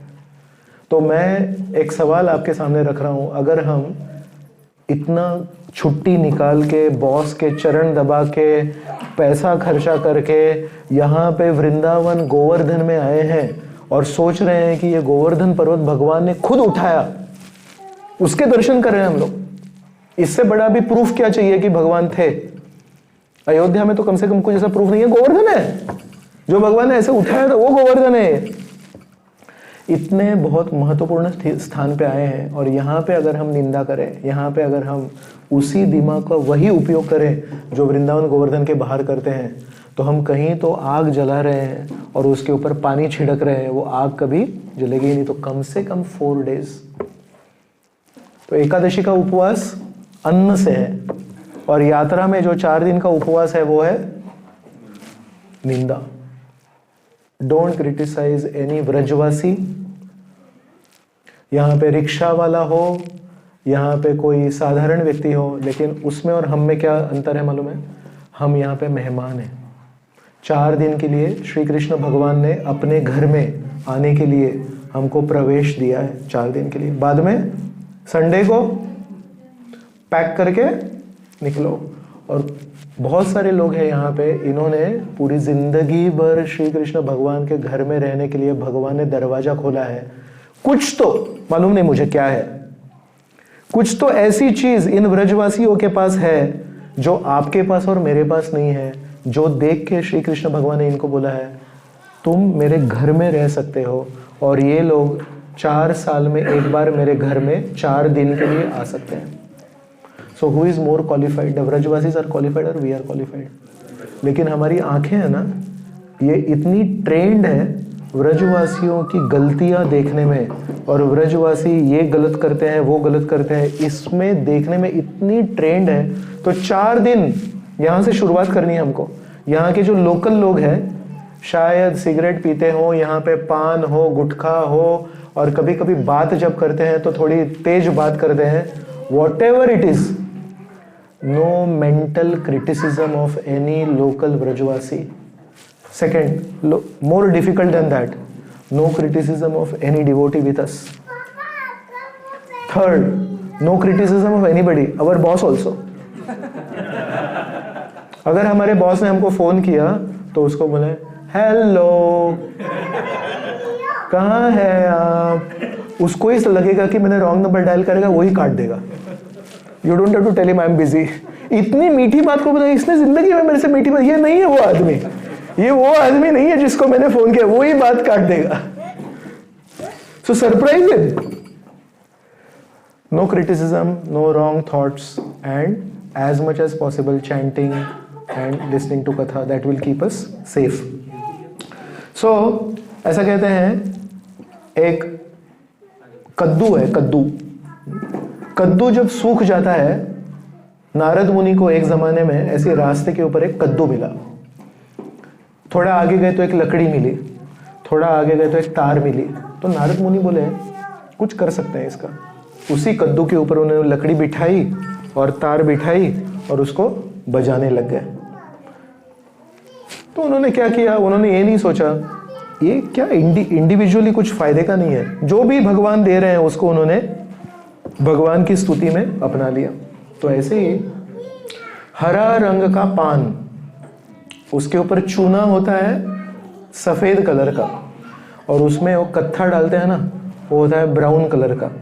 और जब कोई व्यक्ति पान खाता है तो मुंह में कौन सा कलर आता है, लाल। कैसे उसका कॉम्बिनेशन है, ग्रीन पान, व्हाइट चूना एंड ब्राउन कत्था, how the combination is red, nobody understands. तो हमारे आचार्य विश्वनाथ चक्रवर्ती ठाकुर बोलते हैं, सोचो इस बात के ऊपर, अगर पान ग्रीन है, व्हाइट चूना है और ब्राउन कत्था है तो लाल कलर कैसे आता है। लेकिन वो कॉम्बिनेशन जो है, कॉम्बिनेशन करने से कुछ तो होता है, by which red colour is created. So Vishwanath Chakravarti Thakur हमको बताते हैं, वैसे हम गए गुजरे, लेकिन हम जब वैष्णव के संग में आते हैं और वैष्णव के संग में आके जब कुछ छोटी मोटी सेवा करते हैं तो कुछ अद्भुत चीज होती है जो हमसे कभी होगी नहीं, लेकिन वैष्णव के संग में आके जब सेवा करते हैं तो कुछ अद्भुत चीज होती आती है। उसको कहते हैं आध्यात्मिक प्रगति। तो इसलिए यात्रा केवल एक चेंज नहीं है, अरे प्रभु जी मैं बहुत थक गया था तो चेंज वैसे ही करना था तो मैं यात्रा में आ गया।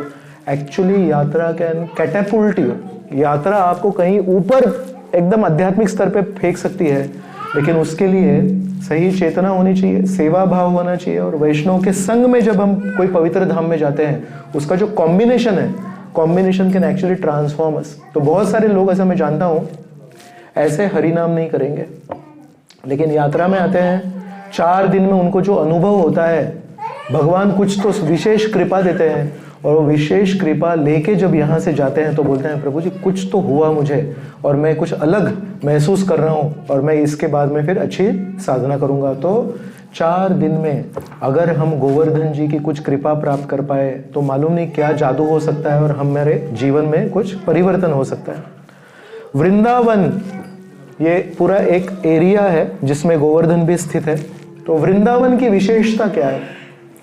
तो कृष्णदास कविराज गोस्वामी है, वो कहते हैं गोपालेर सहज प्रीति व्रजवासीर प्रति व्रजवासी र सहज प्रीति गोपाले र प्रति।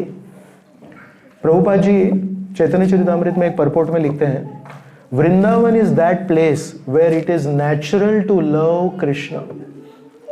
वृंदावन के डेफिनेशन क्या है? Vrindavan is not a place that is 90 miles south east of Delhi. That is not the location of Vrindavan. Vrindavan का लोकेशन क्या है? Where it is natural, where it is easy to love Krishna. यहाँ पे हर पेड़ पे श्री राधा, यहाँ पे कोई रिक्शा जाएगी तो उसमें कृष्ण का भजन चलेगा।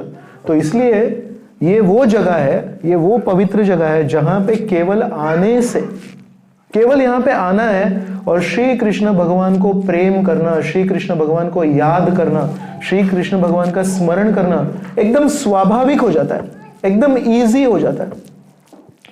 वृंदावन को यहाँ की लोकल भाषा में कहते हैं व्रज।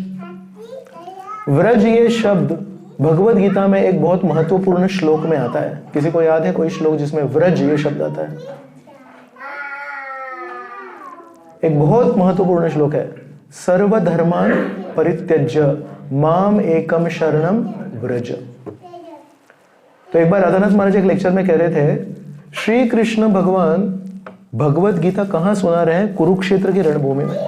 और कुरुक्षेत्र की रणभूमि में अर्जुन को पहले अध्याय, दूसरा, तीसरा, चौथा, पांचवा ऐसे करते करते करते अभी चरम सीमा पे लेके जा रहे हैं। और चरम सीमा में 18वें अध्याय में बता रहे हैं, सारे धर्मों का त्याग करके, सारे कर्तव्यों का त्याग करके केवल मेरी शरण में आओ, उस तत्व को बताने के लिए कि सब कुछ छोड़ के केवल भगवान की शरण में आओ।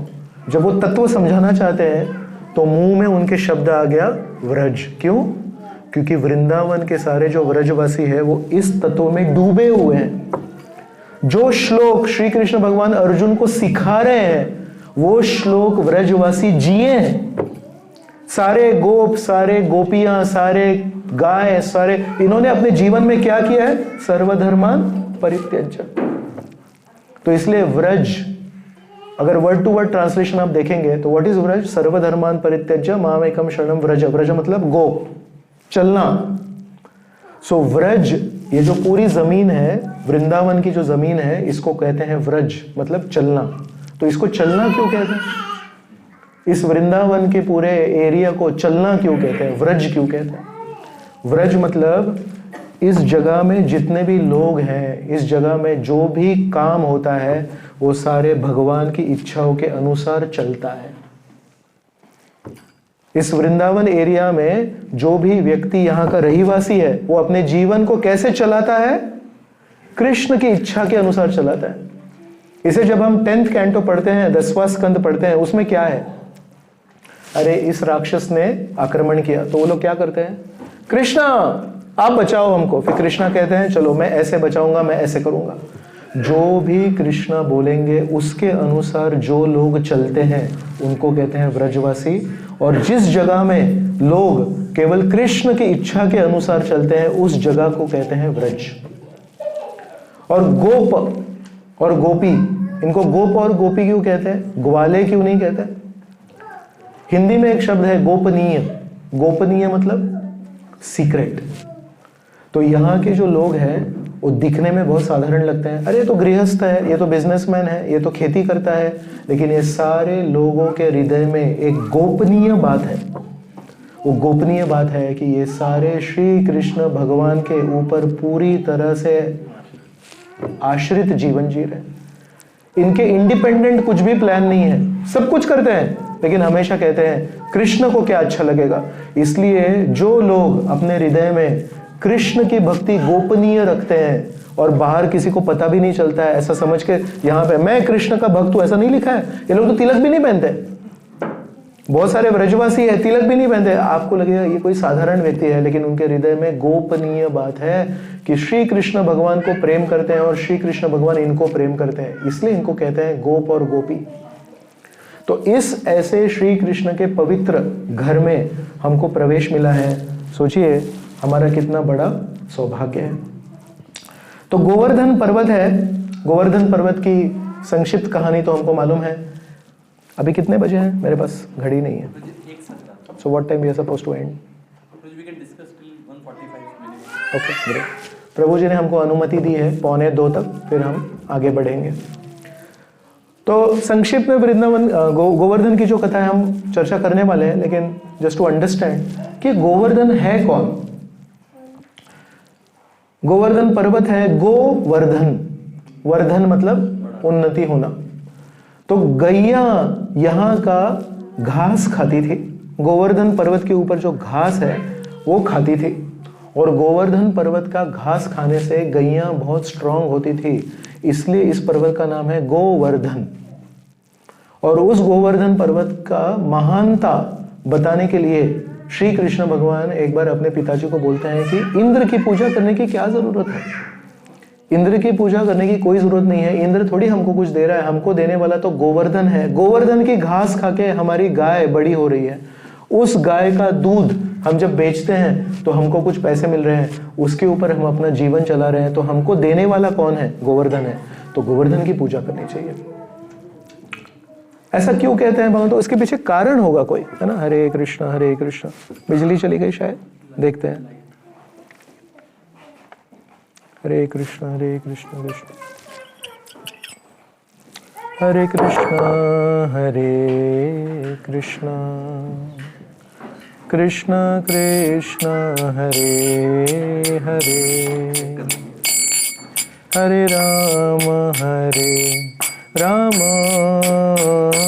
राम राम हरे हरे।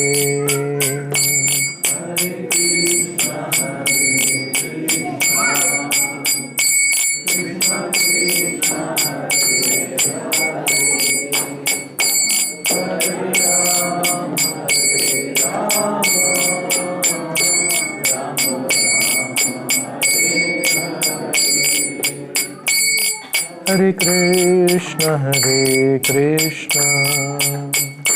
कृष्ण कृष्ण हरे हरे,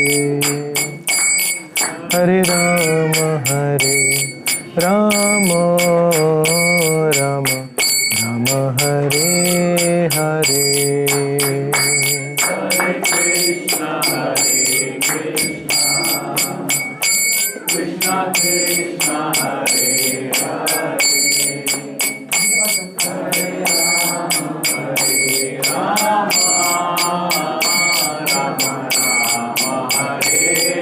हरे कृष्ण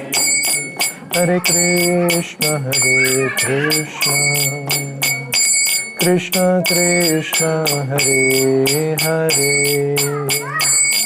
हरे राम राम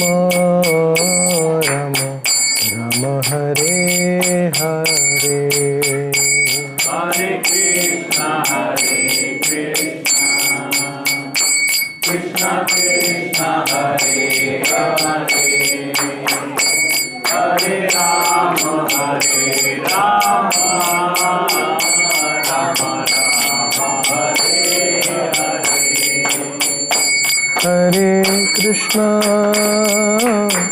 हरे कृष्ण कृष्ण कृष्ण हरे हरे, हरे राम राम राम हरे हरे। हरे कृष्ण कृष्ण कृष्ण हरे हरे, हरे राम राम हरे हरे।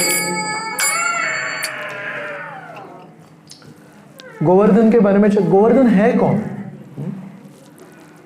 श्री चैतन्य महाप्रभु 500 वर्ष पूर्व जब यहाँ पे आए तो बहुत सारे यहाँ के जो व्रजवासी थे वो गोवर्धन पर्वत के ऊपर चढ़ते थे, लेकिन श्री चैतन्य महाप्रभु नहीं चढ़े। तो श्री चैतन्य महाप्रभु बोले ये श्री कृष्ण भगवान से अभिन्न है, और क्योंकि ये श्री कृष्ण भगवान से अभिन्न है मैं इसके ऊपर पैर नहीं रख सकता। तो श्री चैतन्य महाप्रभु इस पर्वत को श्री कृष्ण से अभिन्न मानते हैं। तो एक दृष्टि से ये कृष्ण है, लेकिन भागवतम में दोनों कथाएं उस गोवर्धन लीला के में बीच में एक ऐसा क्षण आता है जब श्री कृष्ण भगवान अपने आप को विस्तारित करते हैं और गोवर्धन पर्वत के ऊपर सारे व्रजवासियों के सामने एक चतुर्भुज रूप में प्रस्तुत होते हैं और बोलते हैं मैं ही कृष्ण हूं, मैं ही गोवर्धन हूं और मुझे आप भोग दीजिए। तो वो कथा के दौरान हम देखेंगे। तो मतलब कृष्ण है, लेकिन भागवतम में 10वें स्कंद में अध्याय क्रमांक 21 में श्लोक क्रमांक 18 है। बहुत महत्वपूर्ण श्लोक है ये।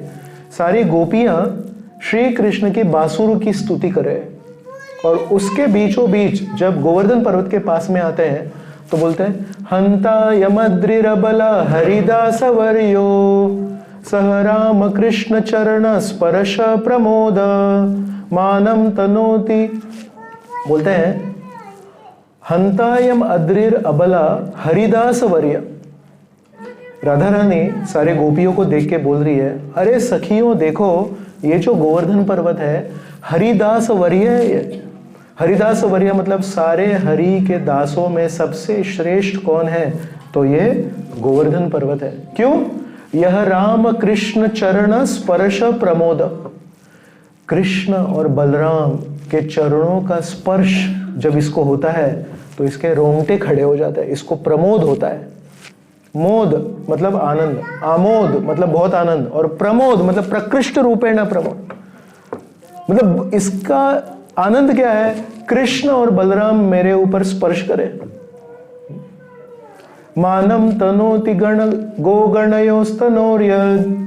गैया और गैयों को राखण करने वाले जो ग्वाले हैं, ये जब इनके पास आती है, पानी यसूय वस कंदर कंदमूलई। तो ये गोवर्धन क्या क्या देता है? पानीय, बहुत अच्छे अच्छे पानी के झरने हैं इसके ऊपर, मीठा मीठा पानी पीने के लिए कृष्ण और बलराम को देते हैं।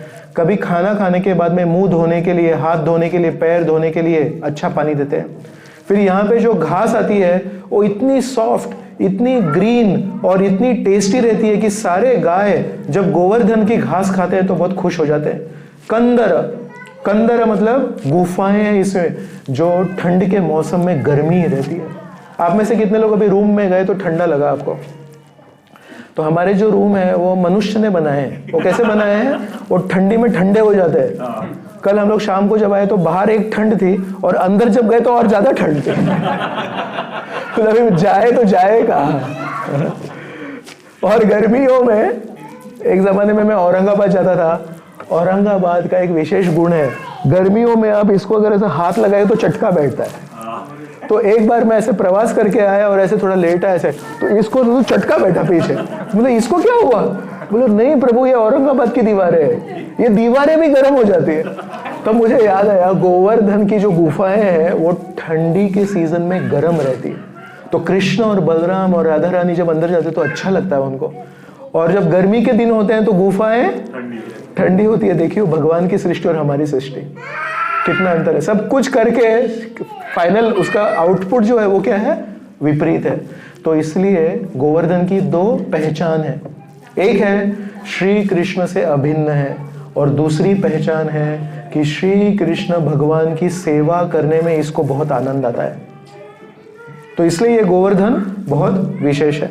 तो भगवान की सेवा करने वाले जितने भी लोग हैं उसमें ऐसे एकदम ब्रॉडली अगर देखेंगे तो कोई लोग हैं वो बोलते हैं द्वैतवादी। द्वैतवादी मतलब भगवान और भगवान की सृष्टि ये पूरी तरह से अलग है। ये लोग तो मानते हैं कि ये जो सृष्टि हुई है ना, ये भगवान से उसका कुछ संबंध नहीं है, इसलिए मध्वाचार्य ऐसे ऐसे रहते हैं। तो बोलते हैं दो अलग अलग है, ये सृष्टि और भगवान का कुछ संबंध नहीं है, क्योंकि ये सृष्टि में कितने फॉल्ट्स हैं। ये जो सृष्टि है ये परफेक्ट नहीं है, तो ये ऐसी इम्परफेक्ट सृष्टि परफेक्ट भगवान कैसे बना सकता है? ये लॉजिक है उनका। और इसका दूसरा एंड क्या है? अद्वैतवादी। अद्वैतवादी क्या बोलते हैं? हर चीज भगवान है, मानो तो है, मानो तो नहीं है, तो आप मानो। उनका फोर्स उधर रहता है, हर चीज का वो बोलते हैं सब कुछ दिव्य है। और ये दोनों के बीच में कौन है? ये दोनों के बीच में वैष्णव है, जो बोलते हैं भगवान परफेक्ट है, उनका क्रिएशन भी परफेक्ट है, उस परफेक्ट सृष्टि का हम गलत इस्तेमाल कर रहे हैं, इसलिए हमको ये सृष्टि दुख पहुंचाती है। अगर इस सृष्टि का उपयोग हम परफेक्ट भगवान की सेवा में करेंगे तो ये सृष्टि भी परफेक्ट है। तो इसलिए अभक्त और भक्त में क्या अंतर है? दोनों खाना खाते हैं, दोनों पानी पीते हैं, दोनों सोते हैं। आप सोते हैं रात को? बहुत अच्छे भक्त है इसलिए पूछा। तो भक्त और अभक्त में क्या अंतर है? अभक्त वो व्यक्ति है जो भगवान का उपयोग करता है इस दुनिया की चीजों को प्राप्त करने के लिए। क्या है अभक्त? अभक्त वो व्यक्ति है जो भगवान का उपयोग करता है इस दुनिया की चीजें प्राप्त करने के लिए। और इसी दृष्टि से भक्त कौन है? जो इस दुनिया की चीजों का उपयोग करता है भगवान को प्राप्त करने के लिए। बस इतना अंतर है। तो इसलिए हमको चुनना है। भक्त बनना मतलब ये नहीं कि वैराग्य लेना है, भक्त बनना मतलब ये नहीं कि सब छोड़ना है, भक्त बनना मतलब ये देखना है इस माइक्रोफोन को मैं भगवान की सेवा में कैसे लगाऊं। भक्त मतलब इस घड़ी को मैं भगवान की सेवा में कैसे लगाऊं। भक्त मतलब इस करताल को मैं भगवान की सेवा में कैसे लगाऊं। भक्त मतलब इस शरीर को मैं भगवान की सेवा में कैसे लाऊं। भक्त मतलब मेरी जो तेज बुद्धि है उसको मैं भगवान की सेवा में कैसे लगाऊं। हर चीज में ये विचार आना, इस चीज को मैं भगवान की सेवा में कैसे लगाऊं, ये भक्त का लक्षण है।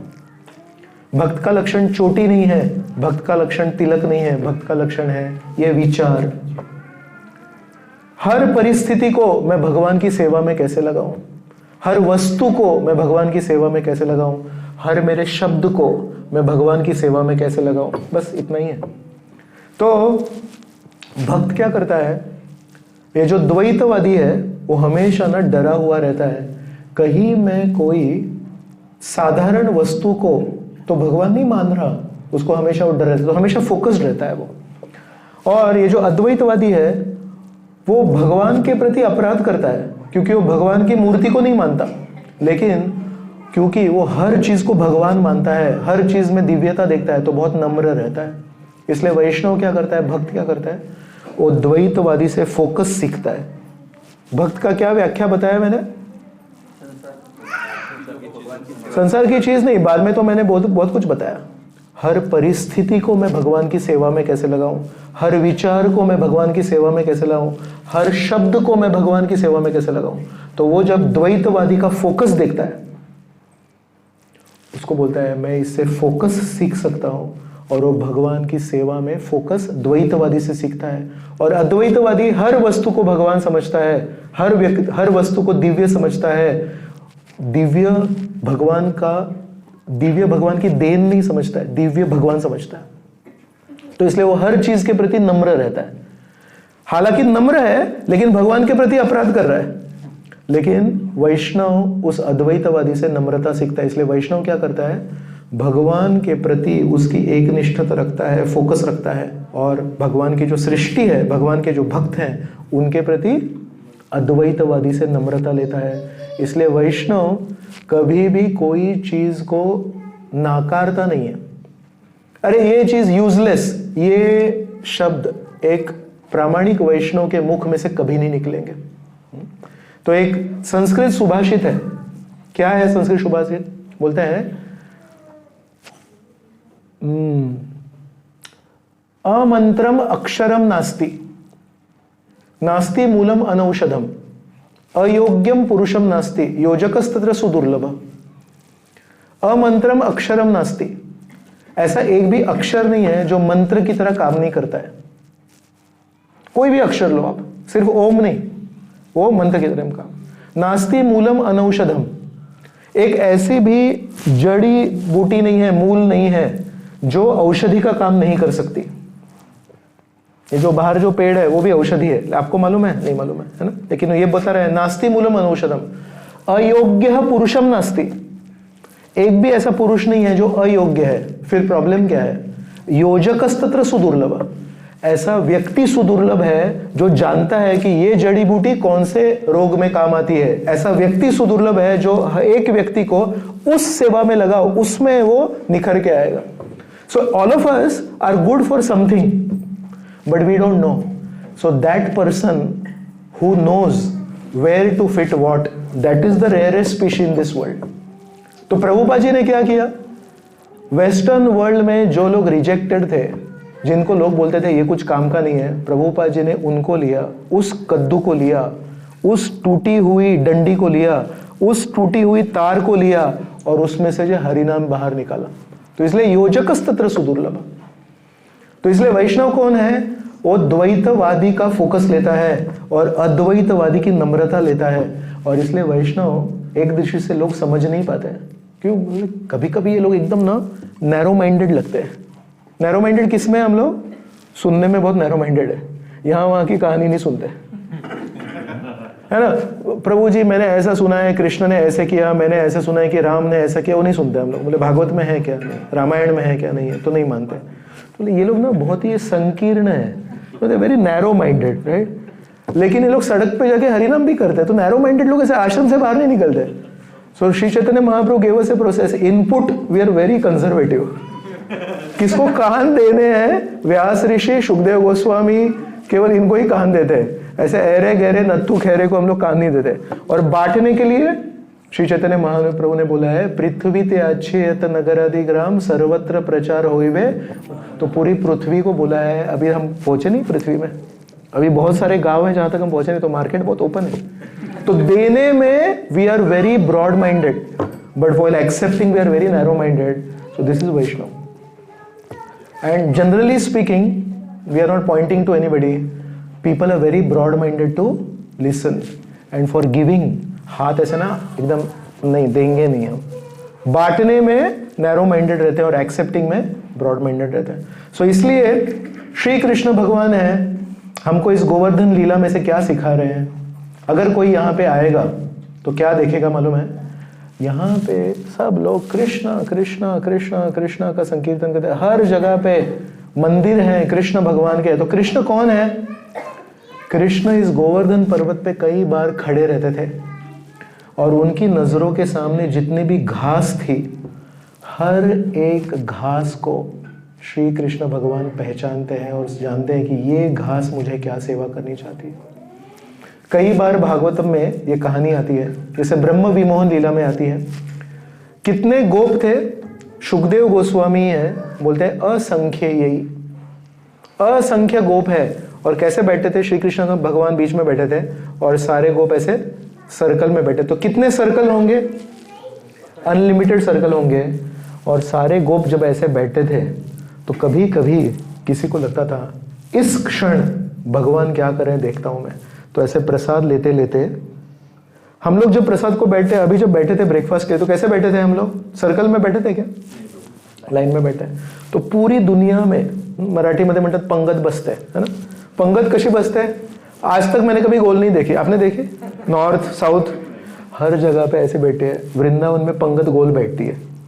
क्यों? Krishna is in the centre. तो सारे लोग कैसे प्रसाद लेंगे? कृष्ण को देखते हुए प्रसाद लेंगे। कृष्ण से रिश्ता नहीं छूटना चाहिए, कृष्ण का विजन छूटना नहीं चाहिए। फिर आप बोलेंगे प्रभु जी ये तो मान लिया, लेकिन भगवान समझो ऐसे बैठे मेरे जैसे, तो यहां से लेके सामने भगवान दिखेंगे और पीठ पीछे है वो कैसे? उनको तो पीठ दिखेगी भगवान की। जी नहीं, भगवान ऐसे बैठते हैं कि पूरे 360 डिग्रीज में जब भी कोई भक्त खाना खाते खाते ऐसे जब देखता है तो देखता है भगवान उस क्षण में केवल उसी भक्त को देखते रहते हैं। मैं जब भगवान को याद करता हूं तो भगवान मुझे याद करते हैं। और समझो कोई ऐसे थोड़ा साइड में है तो खाना खाते खाते ऐसे झुक के जब देखता है, उसी समय भगवान भी ऐसे झुक के उसको देखते हैं। जैसे ये झुकता है वैसे भगवान भी झुकता है। तो भगवान बोलते हैं अरे तुम क्या वृंदावन में आए हो, मेरे घर में आए हो, साधारण बात है क्या? हमारे घर में जब कोई व्यक्ति आता है उसको हम लोग कैसे ट्रीट करते हैं? स्पेशल ट्रीट करते हैं। Can you imagine? हम तो इनसेंसिटिव लोग हैं। कई बार यहाँ पे पत्थर ऐसा लगता है हमको। भगवान के घर में जब आए हैं तो भगवान, अगर हम प्रामाणिकता से उनकी भक्ति करेंगे, can you imagine how Krishna will treat us? So भगवान हर घास को पहचानते हैं और ऊपर से देखते रहते हैं। यहाँ पे भगवान की खुद की 9 लाख गायें हैं। 9 लाख गायें यहाँ पे चरती रहती हैं, बछड़े चरते रहते हैं। हर एक गाय को देखते रहते हैं, हर एक बछड़े को देखते रहते हैं। और अगर श्री कृष्ण भगवान ने बांसुरी अगर बजाई, सारी गाय, सारे बछड़े सब कुछ छोड़ के दौड़ते हुए ऊपर चढ़ने के लिए तैयार है। कृष्ण भगवान ऊपर से हर एक मोर को देखते हैं और हर एक हरिण को देखते हैं और हर एक मोर सोचता है अगर भगवान ने इशारा किया तो मैं नाचने के लिए तैयार हूं।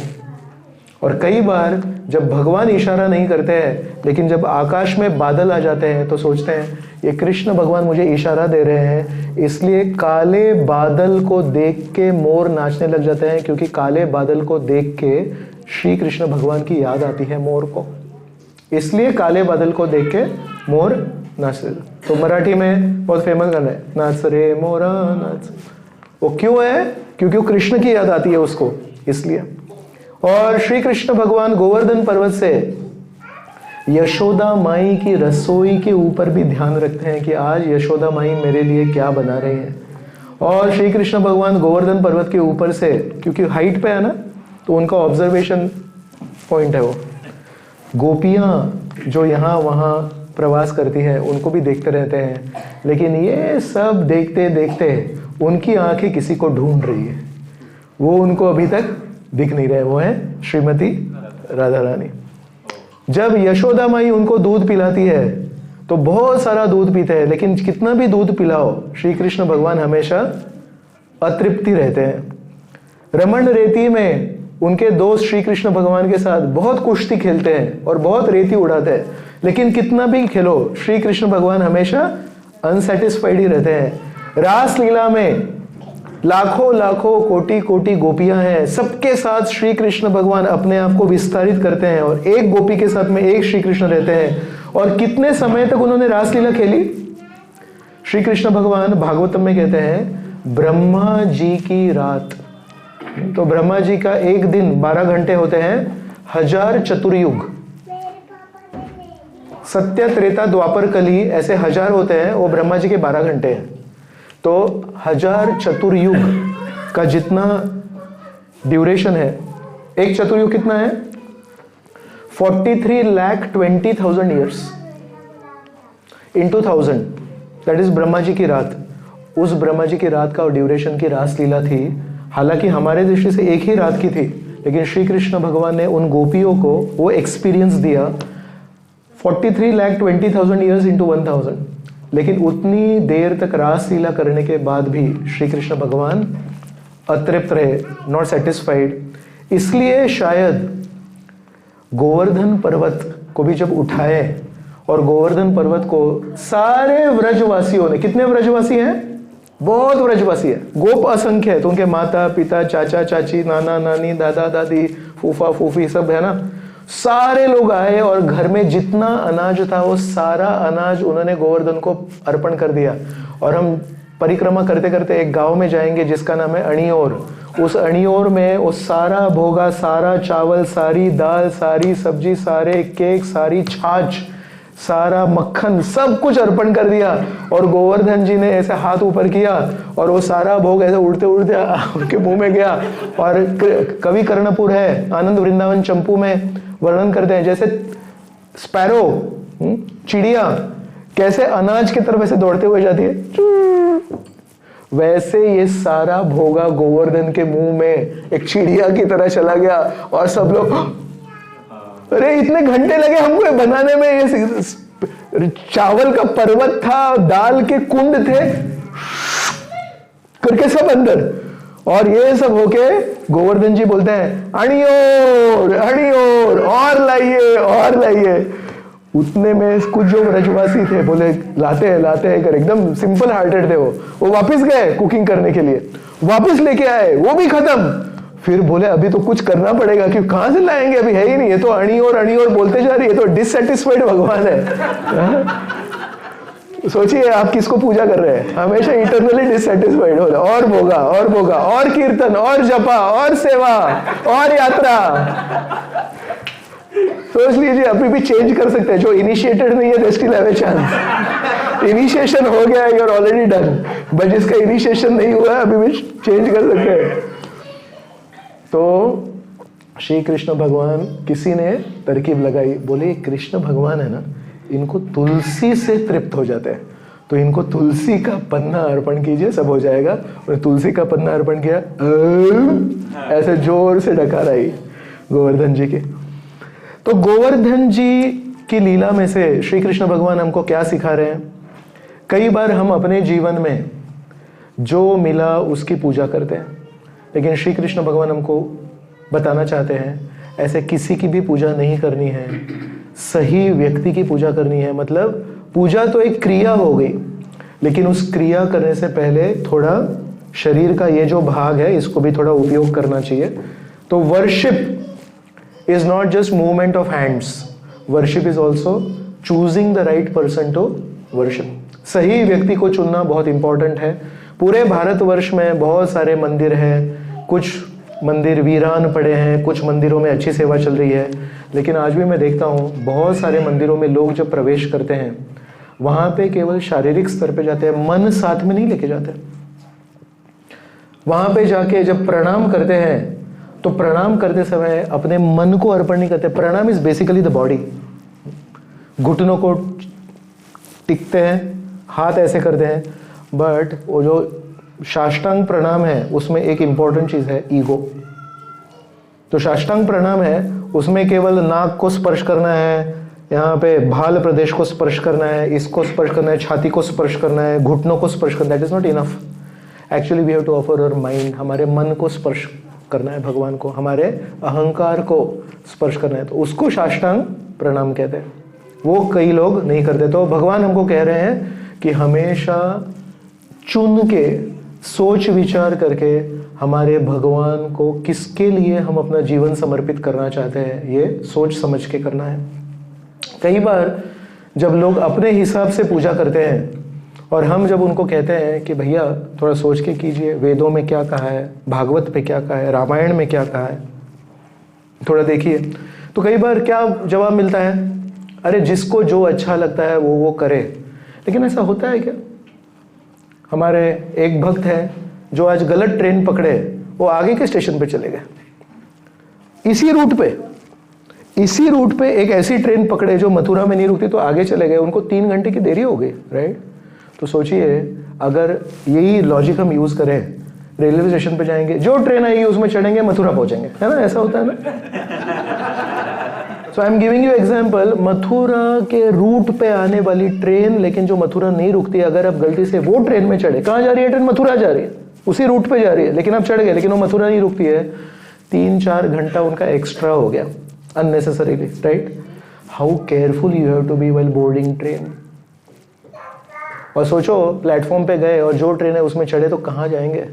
जाते थे जापान, पहुंच गए चीन, समझ गए ना? तो इसलिए ये ट्रेन अगर छूट गई और ये ट्रेन अगर गलत हमने पकड़ ली, तो कम से कम उतर के कैब पकड़ के दिल्ली से मथुरा आ सकते हैं। लेकिन ज़िंदगी में अगर गलत ट्रेन पकड़ ली और कहीं और पहुंच गए, ज़िंदगी की जो टेप है वो रिवाइंड नहीं होती। 2024 अगर हमने गलत गवा दिया, 2024 नहीं आएगा। 2025 अभी भी आया नहीं है, अभी भी अच्छे से अगर प्लानिंग करेंगे, 2024 में अच्छे से प्लानिंग करेंगे तो 2025 की 1 जनवरी से 31 दिसंबर तक पूरा अच्छे से प्लानिंग कर सकते हैं, and we can actually dedicate it to Krishna. But अगर नहीं करेंगे, शायद और 1 साल बर्बाद हो जाए, 1 महीना, 1 साल, और ऐसे करते करते हमने कई जीवन बर्बाद किए। तो श्री कृष्ण भगवान बोल रहे हैं, ज़रूरत नहीं सब जगह पे फूल चढ़ाने की, जो सही व्यक्ति है उसको ही हमको पूजा करनी चाहिए। और श्री कृष्ण भगवान हमको बोल रहे हैं, अगर आपकी पूजा करने से आप जिस व्यक्ति की पूजा कर रहे हैं उसका घमंड बढ़ रहा है, तो ये पूजा का नतीजा है क्या? आप जो भी पूजा कर रहे हैं उस पूजा का नतीजा क्या होना चाहिए? आप जिसकी पूजा कर रहे हैं वो गुब्बारे की तरह फूलना चाहिए। असली व्यक्ति जो पूजा स्वीकार करने के योग्य है, वो पूजा स्वीकार करने से फूलता है कि वो पूजा स्वीकार करने से नम्र होता है। तो श्री कृष्ण भगवान व्रजवासियों के द्वारा हमको सिखा रहे हैं, आप सब लोग इंद्र की पूजा कर रहे हैं, लेकिन इंद्र की पूजा करके क्या उसमें नम्रता आ रही है? क्या वो ये सोच रहा है कि सच में मैं दाता हूं क्या, कि मैं ट्रांसपोर्टर हूं? राशन की दुकान होती है, राशन की दुकान का, हर राशन की दुकान का एक मैनेजर होता है, और वो जो गांव में राशन की दुकान चलाता है उस गांव के लोगों के लिए वो दाता होता है।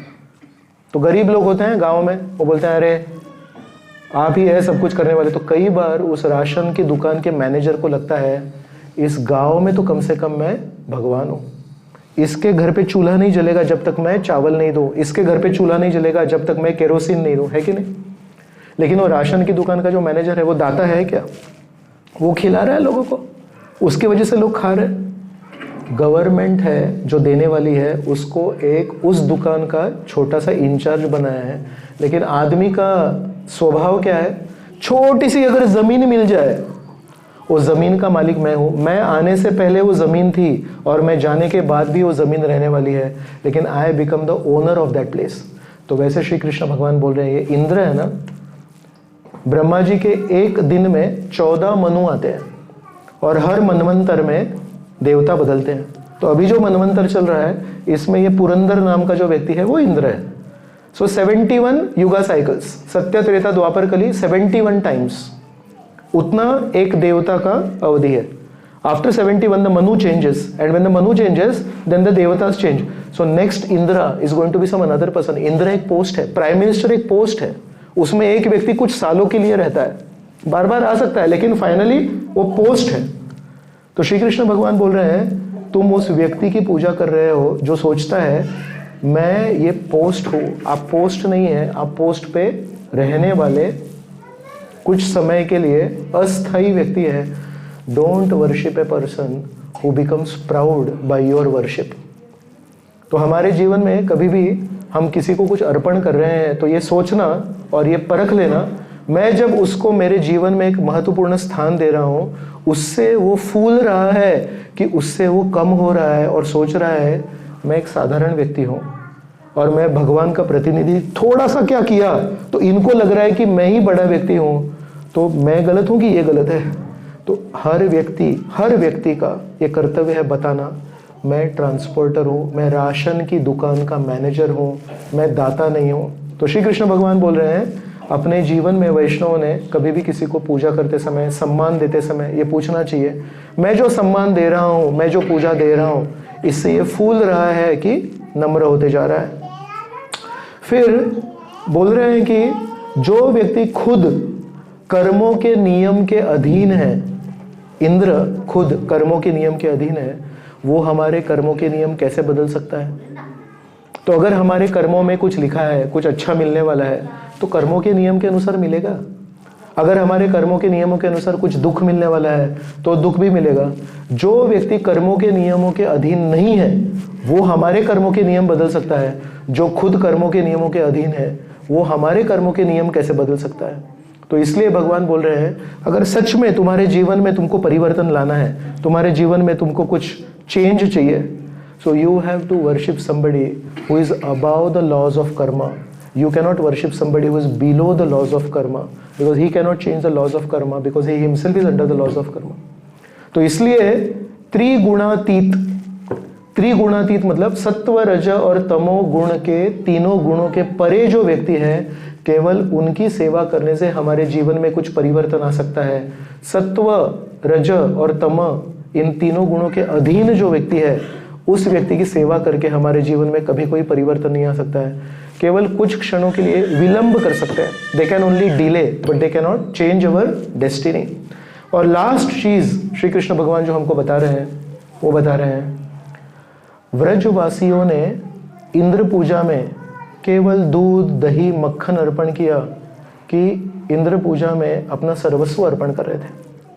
अगर आप देखेंगे तो सारे व्रजवासी अपने घर का सारा सामान, सब कुछ इंद्र को अर्पण कर रहे थे। तो श्री कृष्ण भगवान बोल रहे हैं, किसको कितनी मात्रा में देना है ये भी थोड़ा सोचना चाहिए। आप इंद्रदेव को क्या दे रहे हैं मालूम है? आप इंद्रदेव को आपके घर का सब कुछ दे रहे हैं, लेकिन साथ ही साथ आपके हृदय में जो श्रद्धा है वो श्रद्धा भी भगवान को अर्पण कर रहे हैं, इंद्र को अर्पण कर रहे हैं। और श्रद्धा जो है ना, ये सबसे मूल्यवान चीज है। श्रद्धा जैसी मूल्यवान चीज नहीं। क्यों? अगर हमारी श्रद्धा गलत व्यक्ति पे आ जाए, ये वाक्य मैंने बोला, इसको थोड़ा ध्यान से सुनना। अगर हमारी श्रद्धा किसी गलत व्यक्ति पे आ जाए, इसमें करेक्शन है। करेक्शन ये है कि अगर हमको मालूम है वो व्यक्ति गलत है तो हम उस पर श्रद्धा करते ही नहीं है। तो मैं जब बोल रहा हूं कि हमारी श्रद्धा अगर एक गलत व्यक्ति पे आ जाए, इसमें एक इंपॉर्टेंट चीज है, मेरे हिसाब से वो गलत व्यक्ति है ही नहीं। जब मैं ये मानता हूं कि कोई व्यक्ति गलत नहीं है, तभी मैं उसके ऊपर श्रद्धा करता हूं, है कि नहीं? तो कई बार हम ऐसे व्यक्ति के ऊपर श्रद्धा करते हैं जो शायद सही नहीं है, और पूरी दुनिया आके हमको कहती है प्रभु आप इसके ऊपर विश्वास मत कीजिए, इसने बहुत लोगों को बेवकूफ़ बनाया है। लेकिन हमारी नज़र में, हमारे अंदर कहीं तो कुछ फिट हुआ है, ये व्यक्ति सही है। और इसलिए श्रद्धा ऐसी चीज़ है, हम किसी व्यक्ति के ऊपर श्रद्धा जब करते हैं तो वो व्यक्ति जो बोले वो सही, वो व्यक्ति जो करेगा वो सही, वो व्यक्ति जो हमको आदेश देगा वो सही। इसलिए श्रद्धा वो चीज़ है जो हमको राह दिखाती है, जो हमको दिशा दिखाती है कि नहीं? अगर हमने बिना सोचे समझे गलत व्यक्ति पे श्रद्धा रखी, हमारी श्रद्धा का एक्सप्लॉयटेशन हो सकता है। और वही श्रद्धा अगर हमने सोच के समझ के सही व्यक्ति के ऊपर डाली, तो वही श्रद्धा जो हमसे सब कुछ करवाएगी। गलत आदमी के ऊपर श्रद्धा रखेगी तो गलत चीज़ करवाएगी, सही व्यक्ति के ऊपर श्रद्धा रखेगी तो सही चीज़ करवाएगी। तो श्रद्धा सब कुछ करवाती है, लेकिन वो श्रद्धा सही व्यक्ति पे रखना कितना इंपॉर्टेंट है। तो भागवत का प्रचार इंपॉर्टेंट क्यों है, और श्री कृष्ण भगवान ने गोवर्धन पर्वत क्यों उठाया? सब ब्रजवासियों का कह रहे हैं, देखो आप श्रद्धा के ऊपर आधारित जीवन जी रहे हैं। आप इंद्र के ऊपर अगर श्रद्धा रखेंगे तो इंद्रदेव आपके लिए क्या कर रहे हैं? सदियों से चलती आ रही पूजा को एक बार आपने बंद कर दिया तो इंद्र ने क्या किया? बोले पूरे गांव को तबाह कर दो, पूरे गांव को नष्ट कर दो। So is this what you deserve? Shri Krishna भगवान ब्रजवासियों को सवाल पूछ रहे हैं, सदियों से आप जिसकी सेवा कर रहे हैं, आज एक दिन आपने वो श्रद्धा मेरे ऊपर डाली। इसके पहले सारी श्रद्धा इंद्र के ऊपर थी। आज कृष्ण आए तो कृष्ण बोल रहे हैं जरूरत नहीं है, मेरे ऊपर श्रद्धा रखो, तो वो श्रद्धा उन्होंने भगवान के ऊपर डाली। एक बार वो श्रद्धा जब हटी तो इंद्र बोल रहा है मैं तुमको सबको समाप्त कर दूंगा। ऐसे व्यक्ति के ऊपर श्रद्धा रखी आपने, ऐसे व्यक्ति के ऊपर श्रद्धा रखी, तो ये व्यक्ति जिसके ऊपर आपने इतने बरसों से श्रद्धा रखी, वो आपके श्रद्धा का पात्र है क्या? और अगर नहीं है, हरे कृष्ण कृष्ण कृष्ण हरे हरे, हरे राम राम राम हरे हरे, हरे कृष्ण कृष्ण कृष्ण हरे हरे, हरे राम हरे कृष्ण कृष्ण कृष्ण हरे कृष्ण हरे। हो गया। सो भगवान बोल रहे हैं अगर ऐसे व्यक्ति के ऊपर तुमने श्रद्धा रखी जो श्रद्धा का पात्र नहीं था, तो कम से कम आज से सुधर जाओ और देखो कि आज मेरे ऊपर जब तुमने श्रद्धा रखी तो आज के बाद में तुम्हारे जीवन में क्या परिवर्तन होता है। तो कृष्ण भगवान इस गोवर्धन लीला के द्वारा हम सबको ये सवाल पूछ रहे हैं कि हम जिस जिस व्यक्ति के ऊपर श्रद्धा रख रहे हैं उसको हमने परखा है क्या, कि हम गलत व्यक्ति के ऊपर श्रद्धा रख रहे हैं।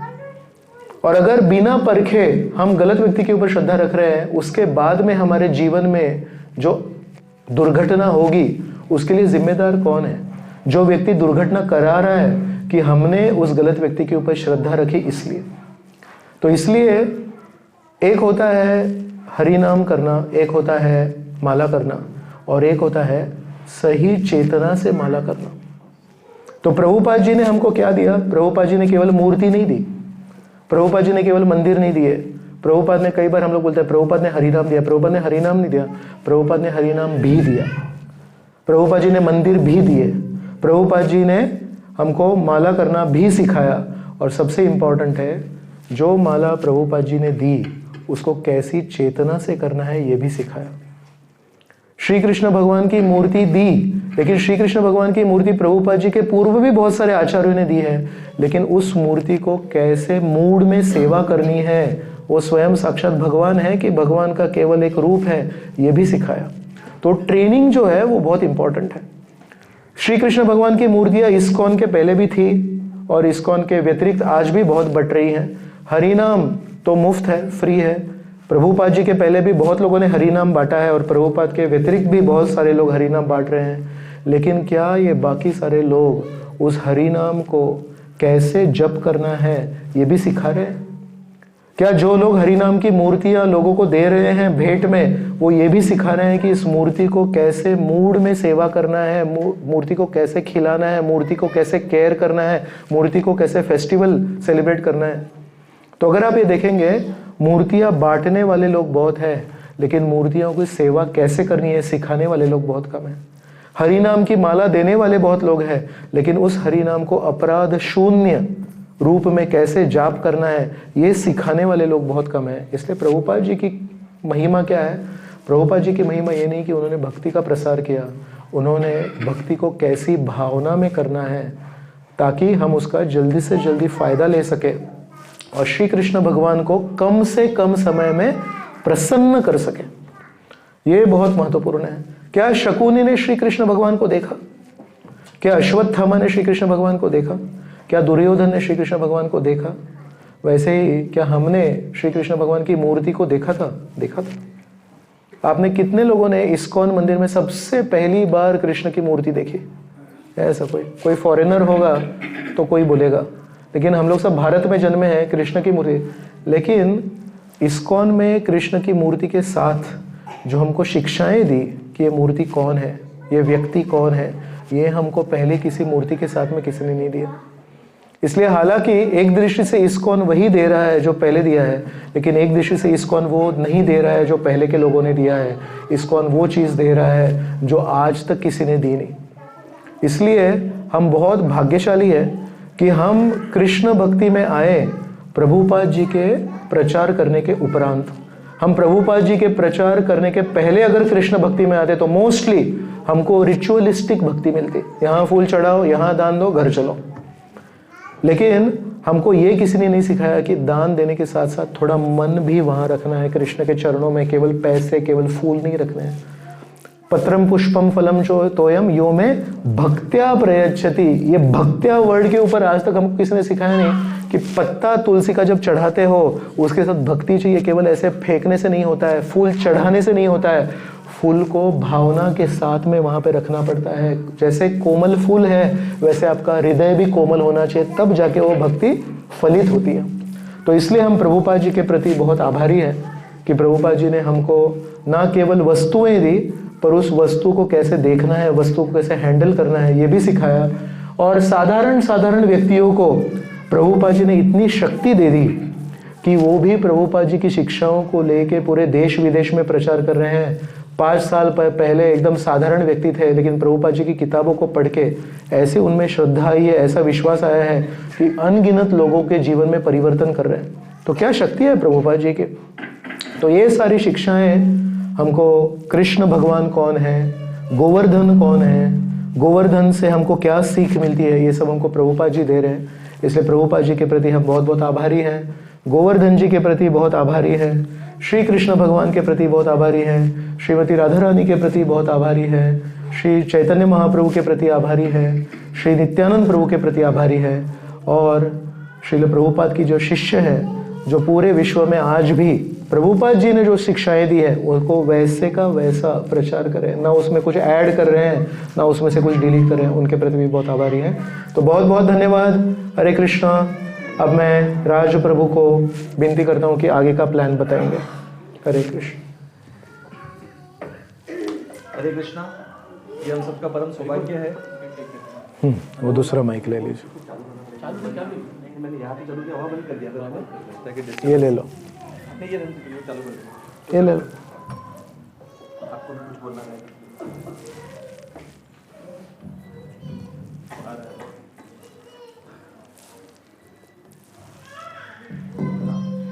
हरे कृष्णा। ये हम सबका परम सौभाग्य है कि गोवर्धन जी की इतनी सुंदर लीला पे प्रभु जी ने हमें सबको बताया, और आगे भी हम